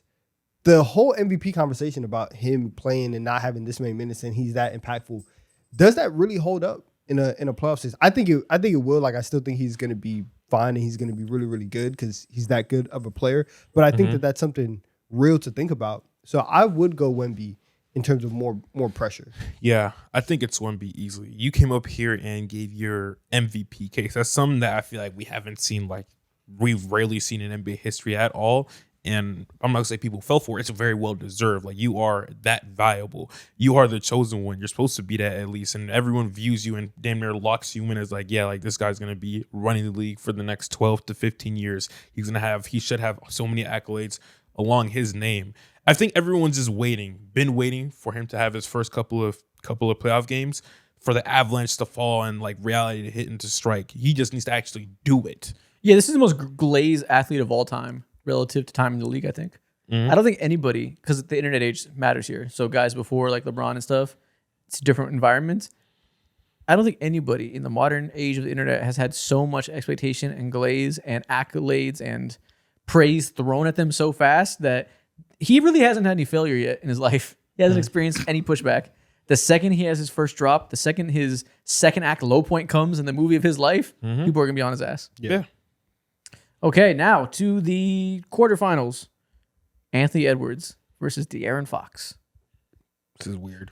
I think it might be De'Aaron Fox. I'm thinking Just by De'Aaron, but proxy. Ant is like, Does Ant have pressure on him for real? The roster around him, if they fail, I think the people will point fingers at everybody else besides him. I think the fact that he's made back-to-back conference finals, it's like if he misses that again, He can like, have a down year, I think. Yeah, he shouldn't have the expectations of 3 straight conference finals. Yeah. But does he? but he's conference finals man. I guess. I think we go De'Aaron Fox. I think Yeah. I think it's Fox as Fox. well, but the Ant, Yeah. it's not Fox. because again, you were playing with Wemby's legacy, and everything Yeah. you do has so much impact. Yeah. And you just got a contract extension like 7 months ago or so. It's like being So a it's LeBron like- teammate back in the day. We'd be like, J.R. Smith has the most pressure in the league this year. Yeah. Exactly. Kevin Love has the most pressure in the league this year. Yeah. Jalen Brunson versus Jalen Brown. Jalen Brown. Jalen Brown. I actually I don't know. No. I don't know. If it's I Jalen think Brown. I think it's Jalen Brown. I think for the amount that Jalen Brown has vocalized his For sure. feelings, I think Jalen Brown has put a lot of pressure on himself, and I would go with Jalen Brown. Also because he's talked about the Knicks Celtics matchup is, if everything holds serve and goes chalk, that will be something that we see in the second round. He was talking about how I still can't believe we lost to New York. You're gonna have literally everything that Jaylen Brown has ever wanted in terms of like personal like feelings towards him. All of it is on the table right now. Yeah, but no one cares. Like, that's just him in his own delusional world. People care. People definitely care. He's made people care. And people, there's a lot of people that are quick to hate on him, and a lot of people that are quick to glaze the ever living shit out of him. People, I promise you, there He's will be very reaction both polarizing. ways. Let me There will be ask y'all reaction. though, even with that reality, let's say both of them have a stinkers. Which one of the two would we be like questioning way more in terms of their Brunson's standing easily. worthy? Because now you're like, damn, can I really rock with him as the number one option? Brunson Yeah. has more to lose for everything. Like for all that, yeah. Jaylen Brown, I think we might care more for Jaylen Brown. There might be more chatter just for everything Donovan said about the way he's picked himself up and the playoff and Stephen A. Smith going on TV and saying that's my MVP. All this stuff. Like, we also got to quantify what do we mean when we say failure? What does that look like? Stinkers, like first round exits for both of them. Yeah, let's Just say not second living round up- exits. Second Okay, round yeah. exits. That's they- reasonable. Yeah, they both average, I don't know, 24, 25 on Just like, bad numbers, whatever it yeah, looks like for them. bad numbers, whatever that looks like. I would say I lean Jaylen Brown, I think. I I think Jaylen Brown will get more slander because Yes. of everything that we've talked about, but that doesn't necessarily mean that we're questioning his standing. Exactly. Or the Celtics Jalen question. Brunson has more to lose in his career. Yeah. Jaylen Brown has more slander coming his way if you fuck Yeah, up. yeah. Okay, that's true. Which side do you want to go to? You want to go to material impact to your livelihood and your long-term wealth, or these internet jokes? Dude, fuck the gossip, man. It's Yeah, I'm about to it's literally say. gossip when it comes to Jaylen Brown at the end of the day. It's a gossip bracket. yeah, I'm going Jaylen Brown. I'm Because then we do have to go back and like all the times that in the years prior where you're like, I was really sacrificing for the betterment of the team. No, you were just in the correct hierarchy. Like I'm gonna go you Jaylen really Brown. weren't sacrificing nothing. It's split. I don't want to sit here all day. We'll go Jalen Brunson. But man, I'm ready. I'm ready for the Jalen Brown stinker. It's Brunson, man. Karl Anthony Towns versus Jokic. Cat. No, so Actually, so where's this line? Actually, I don't know. Where's this line for best in the world expectations and maintaining your status? I think it's here for Jokic. Jokic, I think Jokic. Most pressure. So, the root of the title is who has the most pressure on them, I do because not expectations. I do. Pressure. I think it's Jokic because the expectations are a part of it. That's one. Sure. Two, Wemby is on the way up, and I do think that having the other person to potentially be best in the world be in your position, I think that matters as well. And I do think that for the Nuggets, especially because you have a very, very good Jamal Murray season right now, you do have to capitalize on. I agree. On this moment right now. I think I would go Jokic. People have talked about Jokic's defense more this year than they have in the past couple years combined. I feel like you do need to see just a solid, I can hold up type of defensive playoff run. I'm gonna go Jokic. I think it's pretty easily Jokic. Like, how many more years does Jokic have to win an NBA championship? Guys like Dylan Harper, that he's on the way. Stephon Castle just continuously getting better every single fucking game. De'Aaron Fox is still there and he's holding the ship. Jamal Murray, he's gonna only play at this level for so much longer. You know, he has an injury history. Although this is the best season of his career. Like, there's money issues ongoing with the Denver Nuggets right now. Like, this exact core cannot continue. Yeah, to Peyton maintain. Watson, get ready to speak purple and gold. There's just so much more. Let's go. The time is clicking when it comes to Jokic's like Purple and yellow now. his you're opportunity right. to win a championship. If he wins a championship this year, he's vaulted and he's like guaranteed in my mind as like a top 10 player, top 12 worst case scenario. So we're going towards the players that have the most pressure on them because they're great versus the players who have the most pressure on them because they're middling and have a lot to lose. I don't know if it's the right way, but we'll do it.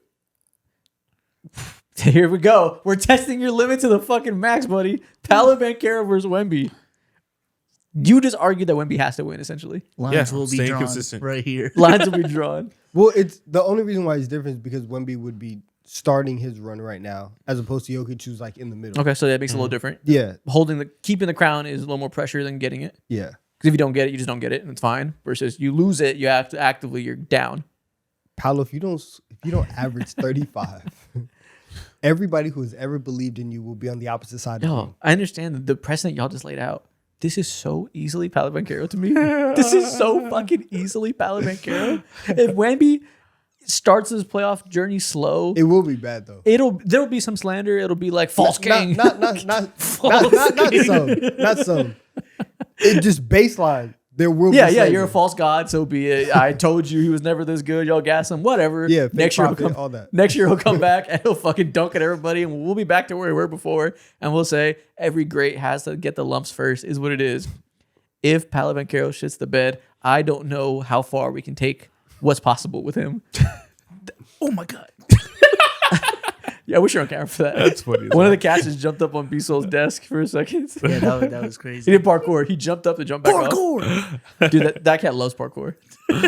But yeah, I don't think there's a limit to how far Paolo Banchero stopped. Damn, cats are fighting. Type shit.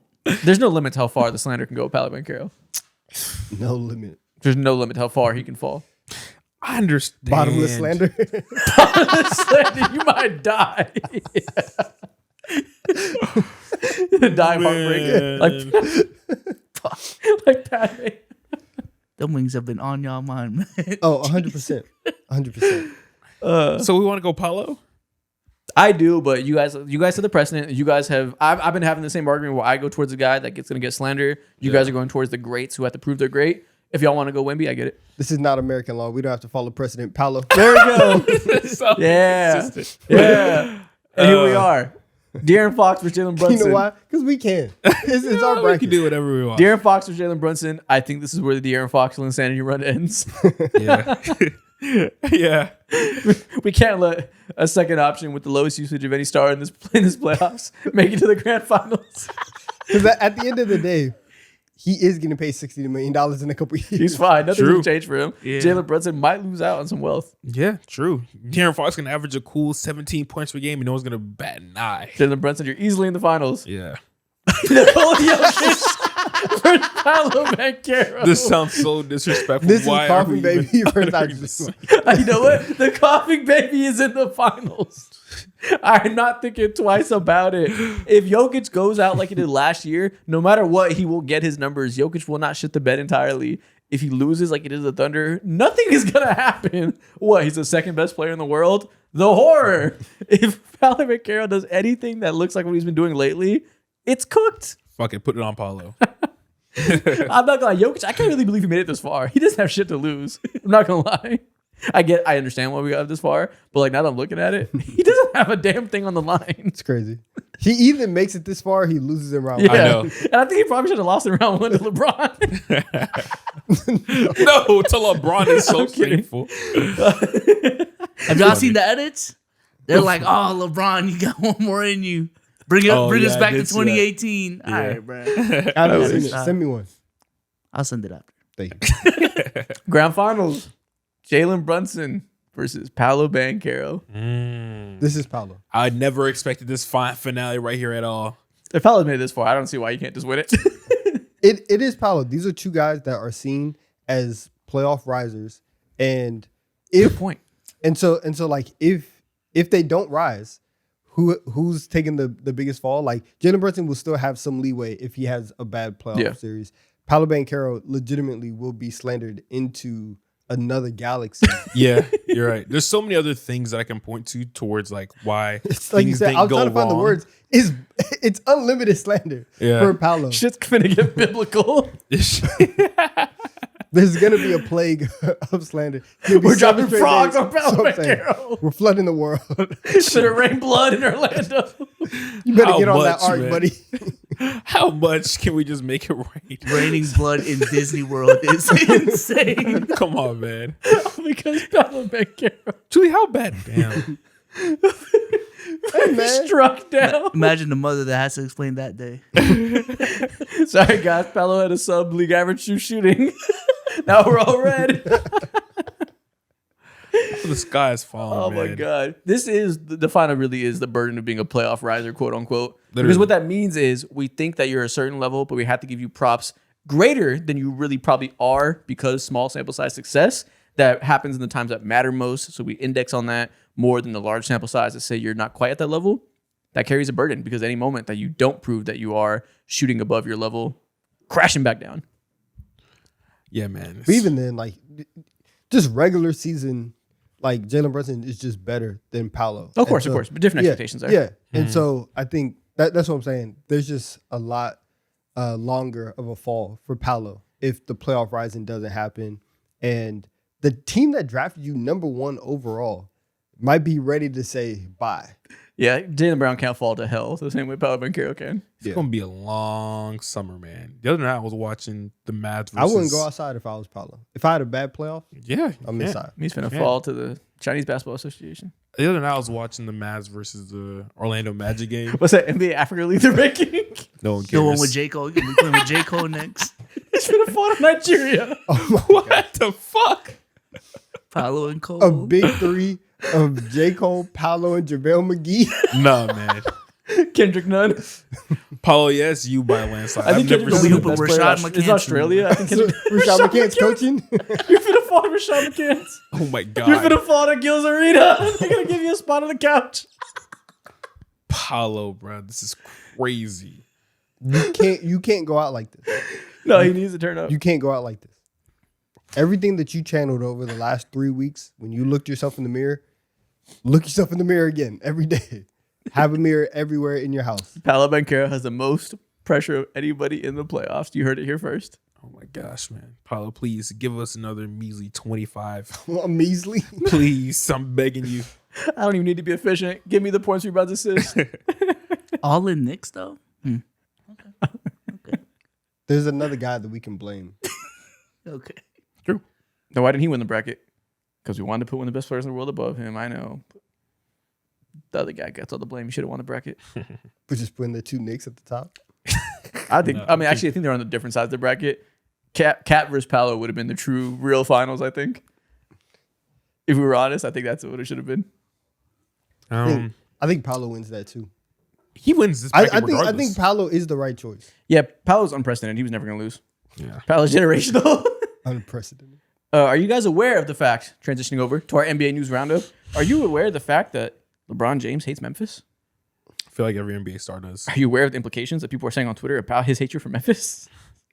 Yeah, those. Better you than me. Those saying craziness. LeBron James, I'm playing the Grizzlies. I'm fucking 41 years of age. You think I want to do that shit on Memphis on a random Thursday? I'm not the first guy in the NBA to talk about this. You guys got to move the team. Go over to Nashville already. And obviously Memphis fans saw this and rightfully felt attacked because not only is he saying he hates Memphis, he is saying you don't deserve a team, which is a different statement, which I understand why fans would get defensive of. The idea of being a small market team, the idea of losing your team is always looming above your head. Everybody wants to take it from your small market because they think you're not real enough. They think you're not powerful enough of an economy to bolster the league and whatnot. And Memphis has proven to have a dedicated fan base. So naturally, there's some pushback. Everybody calling LeBron fake, calling him Le Code Switch, calling him a lot of other things that we don't got to get into. Le Code Switch. It is tough when he puts on like the Kyle Rogers voice. Yeah. And you're like on a It's a tough. golf course.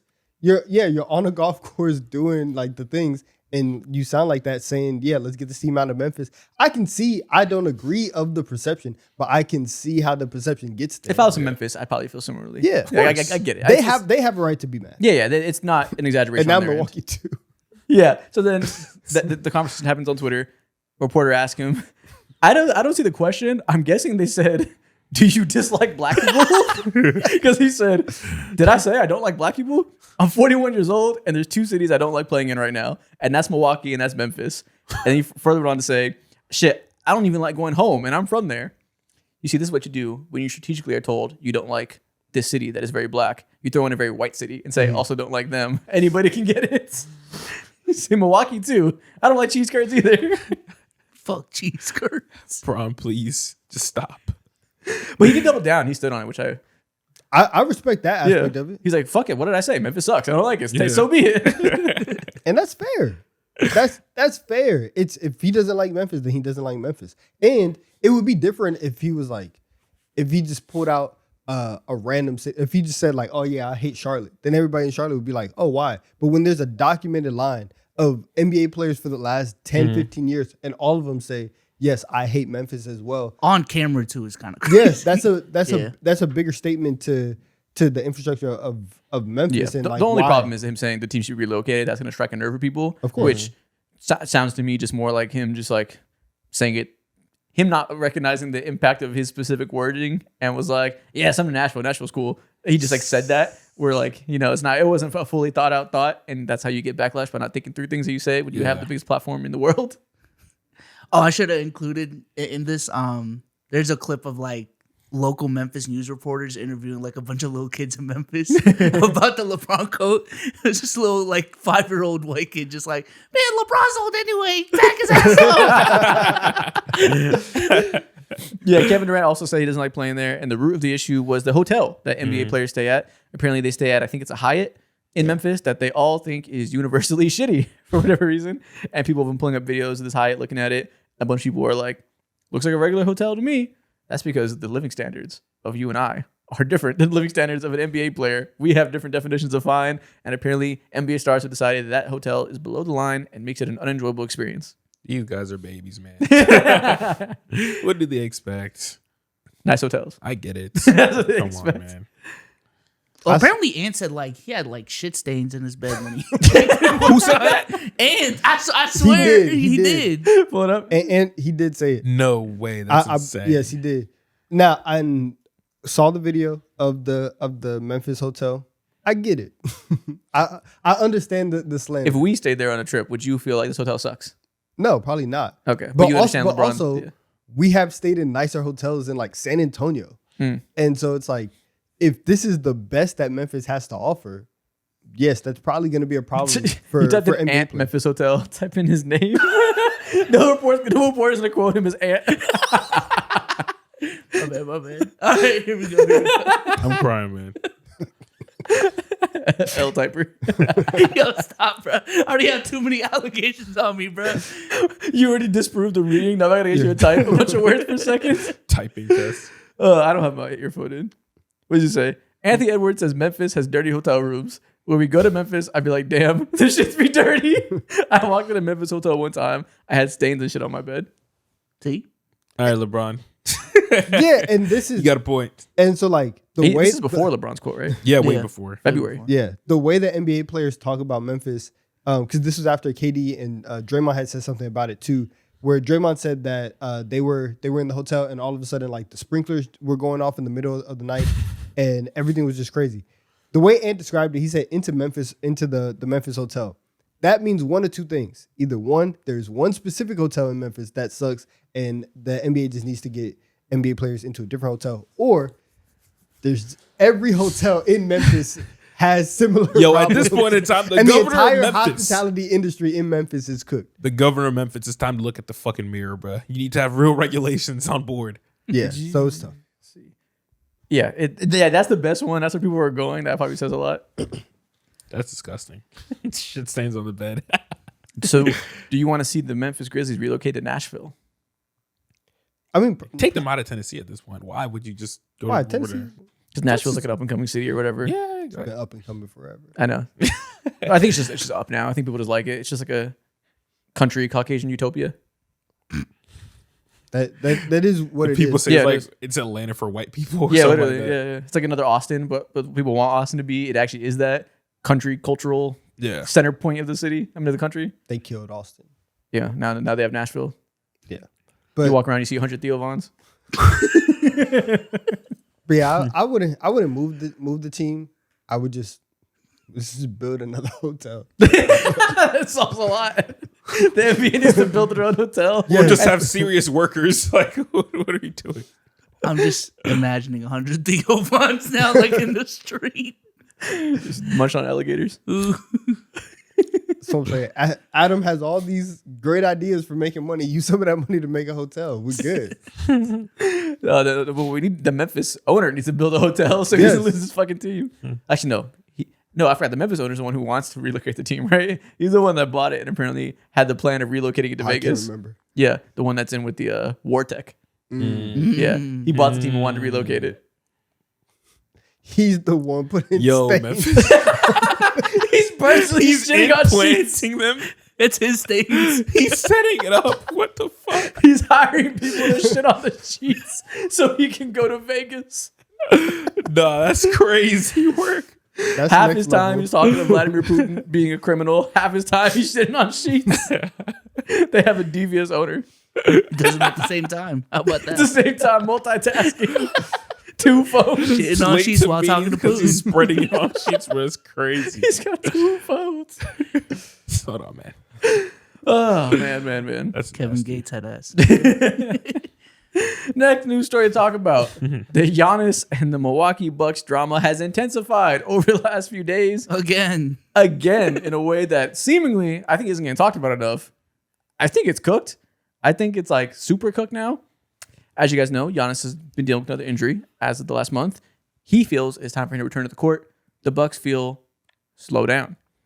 Sham says the NBA is investigating the Milwaukee Bucks for their handling of the player participating policy and potential inconsistent statements regarding the health of Giannis. Sources tell ESPN. The league has interviewed Giannis' side, the Bucks, and the team doctors. Follow up: both Antetokounmpo and the Bucks have told league investigators different stories. Milwaukee Bucks have informed the NBA that it doesn't believe Giannis is ready and actually wants to play. Giannis informed the NBA he wants to play, but the team will not medically clear him. Dude, Giannis went to the fucking cops. What the fuck? He's suing the Bucks. He is suing the Bucks. This continues. Another follow-up. A year of dysfunction between the franchise and its cornerstone played out with the Bucks' failed trade talks last August and in the February trade deadline. Now the league office is the audience for the latest squabble about whether he can play or not. There's some other quotes that we can pull up about what Giannis said personally. He basically said they got me extremely fucked up, and I don't know where our relationship goes from here. Come on, You have to think man. it's cooked now, right? Good job, Milwaukee. Good job. They standing Clearly- on something for the first time, but I That's fear what I'm they're saying. standing on the And, wrong like, thing. clearly, everybody knows we're not gonna last long term. We need to break up, but you don't want to break up with me, so I'm gonna make like you don't want to come out and you don't want to say it, so I'm gonna make you hate me, and I'm gonna do everything in my power to make sure that you just look at this and say I can't be here. I need to move on. shout out to them for actually doing this. And yeah, I do think that it's cooked. I do think that Giannis would be on a new team at the start of next season. And it sucks that I had to get to this point. But had Giannis just stepped up and just said, hey, I want to be traded, we wouldn't be here. Yeah. Yeah. 3 quotes here that Giannis said. He was talking to reporters on this day. They are quite honest quotes, actually. First one, I had an initial conversation with who I should be talking to, which is Coach Doc Rivers and John Horst, the GM. And the initial conversation is that I want to play.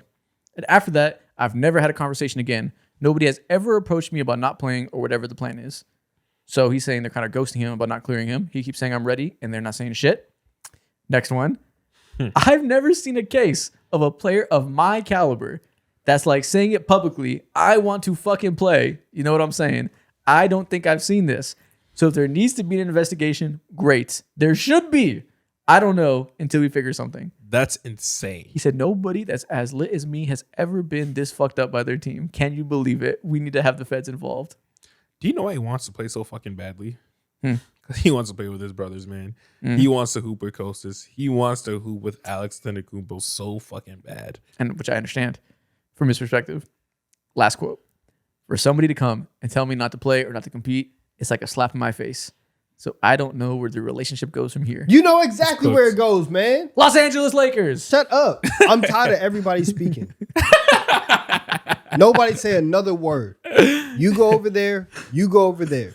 Break up with that hoe, man.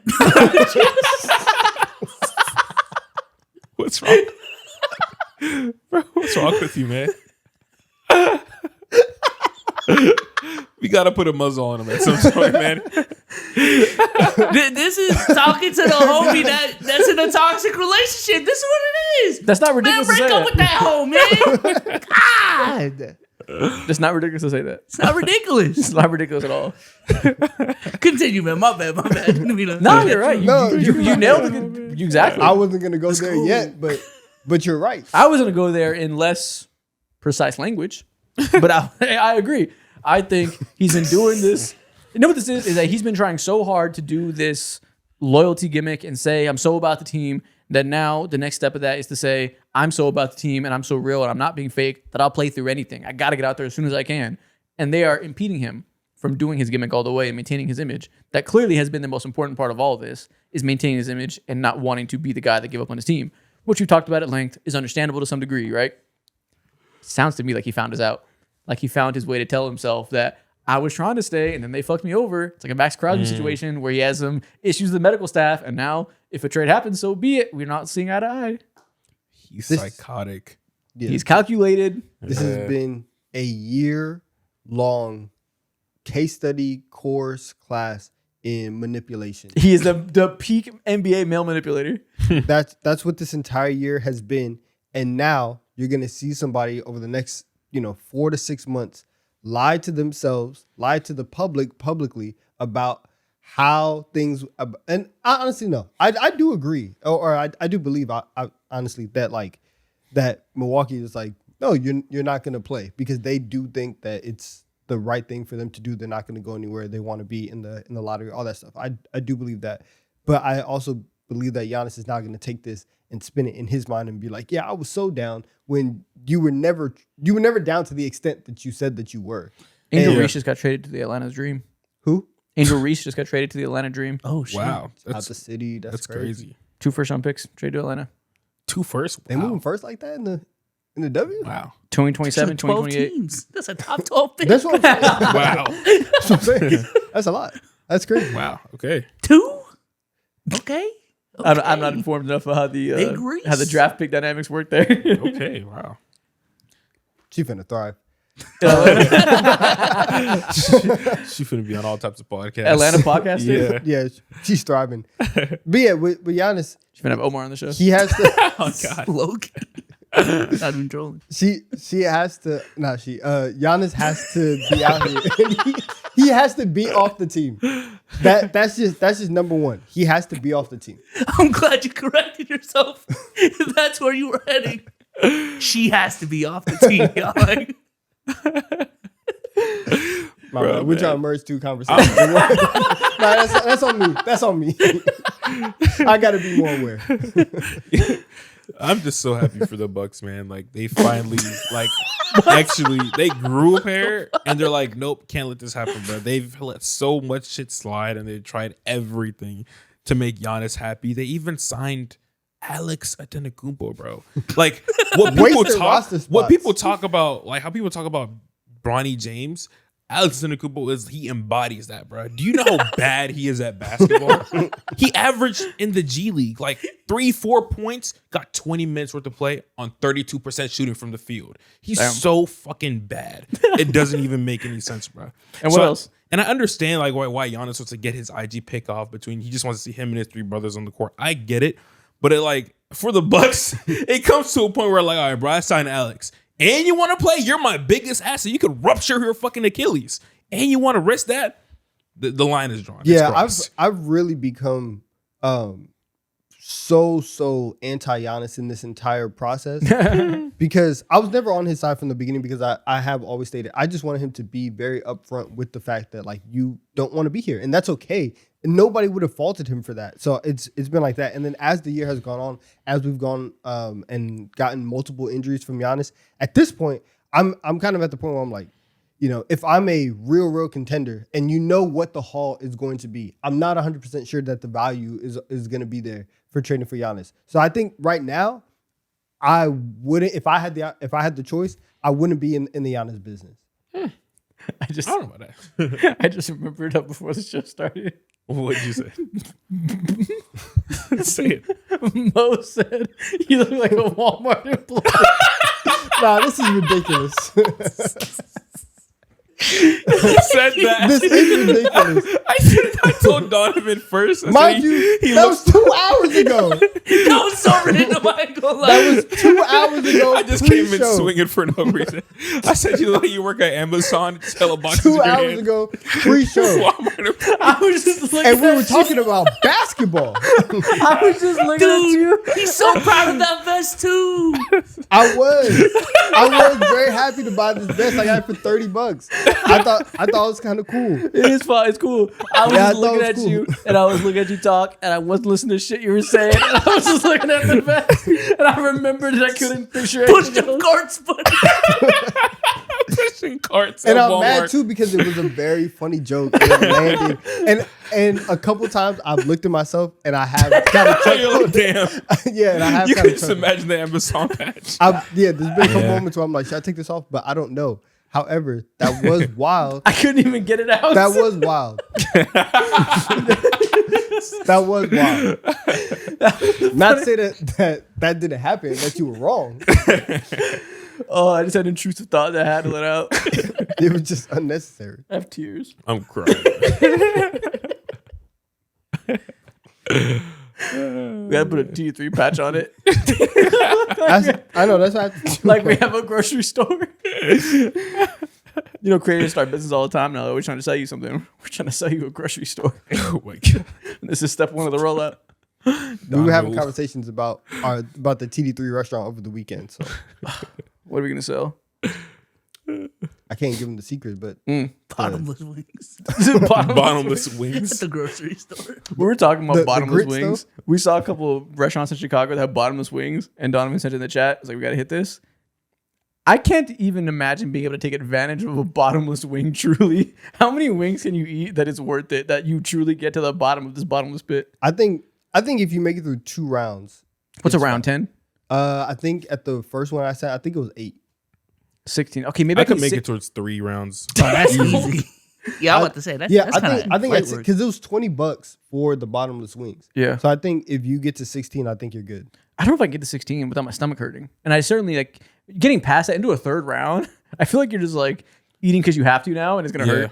I think if I'm ambitious, I'm just gonna That's walk in, the point. unlock that badge. I don't want to I'm wings gonna till I use hurt. Nah, man, I'm gonna use my limitless belly badge, bro. I'm like, I'm losing everything that day. You know what I it don't is? give a damn. I can eat 16 wings if I don't have any fries, but I need fries. I need the ratio and the back and forth to mix up the flavor profiles. No, that's Why? a different conversation. Because that throws off the you need the whole balance of the reason. meal. You need to have chicken, then you have the salty potato come in. It adds variety and balance. The same way you have any sides. That's the point. I can't eat just chicken. Like, I need to mix it up. Nah, I think I can go. Straight chicken is kind of brutal. Yeah, it's like it's a with punishment. no If you're on a like mission- breaks. 24 uncut Just chicken wings. dogged wings. That's a Why lot. are you on a mission? You're different. Well, what are you trying to prove? You know how much sauce will just be sitting in your Because belly? I paid this money for bottomless. And you ain't got nothing to soak it, and you have no carbs to soak it in. That's what a they lot. want. They want you to get full on the fries. They do want you to get full of the fries. And they're gonna get what they want. Exactly. I need my fries. I'm not giving you the satisfaction. You're not telling me what I'm gonna eat with my meal that I have paid for. I'm gonna order a wings, dog. I don't know. That's Just a get lot. the 8 count. Just say you're weak and move on. Don't even pull up to bottomless. If you're not eating 12 wings at bottomless wings, don't show up. Oh, that's insane. You Don't can't eat show 12 wings? Yo, you're a bitch. That's what I'm man. saying. Can't eat 12? A standard Wingstop combo is 10 wings and fries. If you are not touching that, don't show up. If you don't want to play that way, don't play. 10 wings is like the perfect amount. Break. If I eat more, when I get to like 12, I'm like, why did I do that? I'm always regretting it. At 12? Yeah, I'm like, why did I feel the need? 10 was a 12 good with number. fries, though. Yeah, with fries. I can understand that. I'm gonna eat a Yo, good amount of fries. In this fries propaganda, you don't need the fries. You guys are It kinda- anti-fries? It goes well. It goes well with it. It What are pairs you, really well. fucking freaks? You No, guys are I'm just anti-fries? Now we have no, I'm bottomless wings. Yeah. If we are going That's my to a point. place, I don't need bottomless wings then ever. don't show up.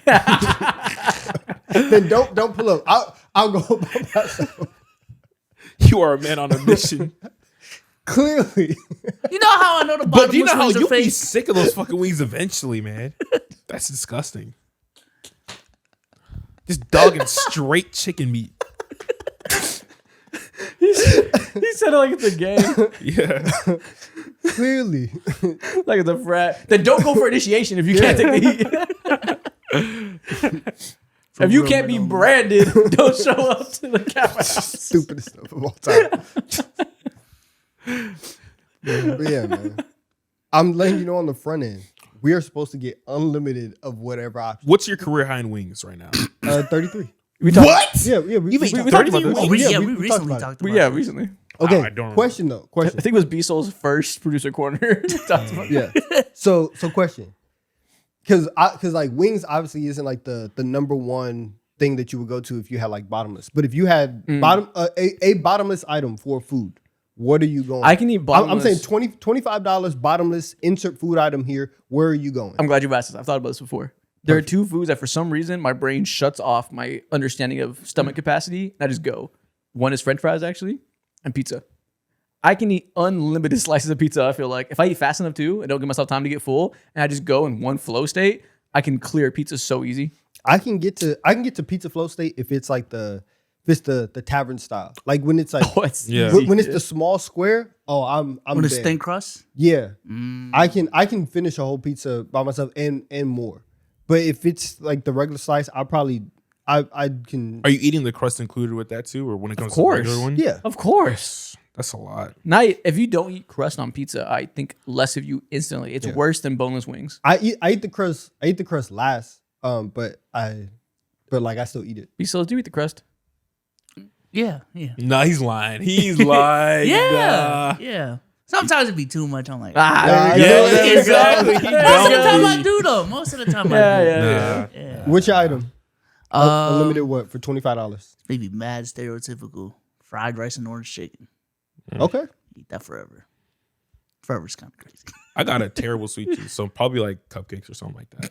Unlimited sweet seems Unlimited cupcakes. seems like such a bad idea. Cookies, I think I would Bro. understand. Unlimited frosting on a cupcake is outlandish. Dude, I'm I cutting the am frosting the off. worst. Like I remember a couple of years ago whenever it was someone's birthday in my house and there's cake around, I'm eating cake for breakfast, lunch, and dinner. Cake the whole day. I've done that too. I Why? eat like 'Cause I leftover can. sweet for breakfast all the time. Yeah, but I know, but it's like extended past breakfast. It's All right. everything the entire day for like 4 days straight They're until getting it's 2,000 gone. Yeah, just understand. I'm saying I'm It's crazy. another level. It's another. Don't try level. to relate. This is crazy. You can't, bro. You can't. Don't throw me a bone here. I'm nuts. So You I have think the for cake, sweets, fry some eggs on the side. nah, that'll fuck everything up. Then I'm like, I'm living like this. That'll Protein? put me back in reality. Die. Ew. Fuck no. Eggs and cake? That is a crazy combo. That's outlandish. Nah, you can't do that. You can't do that. We're eating cake for breakfast. Like Can't have anything. Same. we're already off schedule. Normality's at the door. Yeah. Who are we to say what's crazy? All right. Well, that's the That's good. episode. That's good stuff. If you're still here, let me know how many bottomless wings you can plow through like a little piggy. Oink, oink. Piggy. Let me know how oink you are. And we'll see y'all tomorrow on House Call for our 2026 NFL mock draft. And on Thursday for the next episode of TD3. Was that you putting a mask on? Yes. Oh, okay.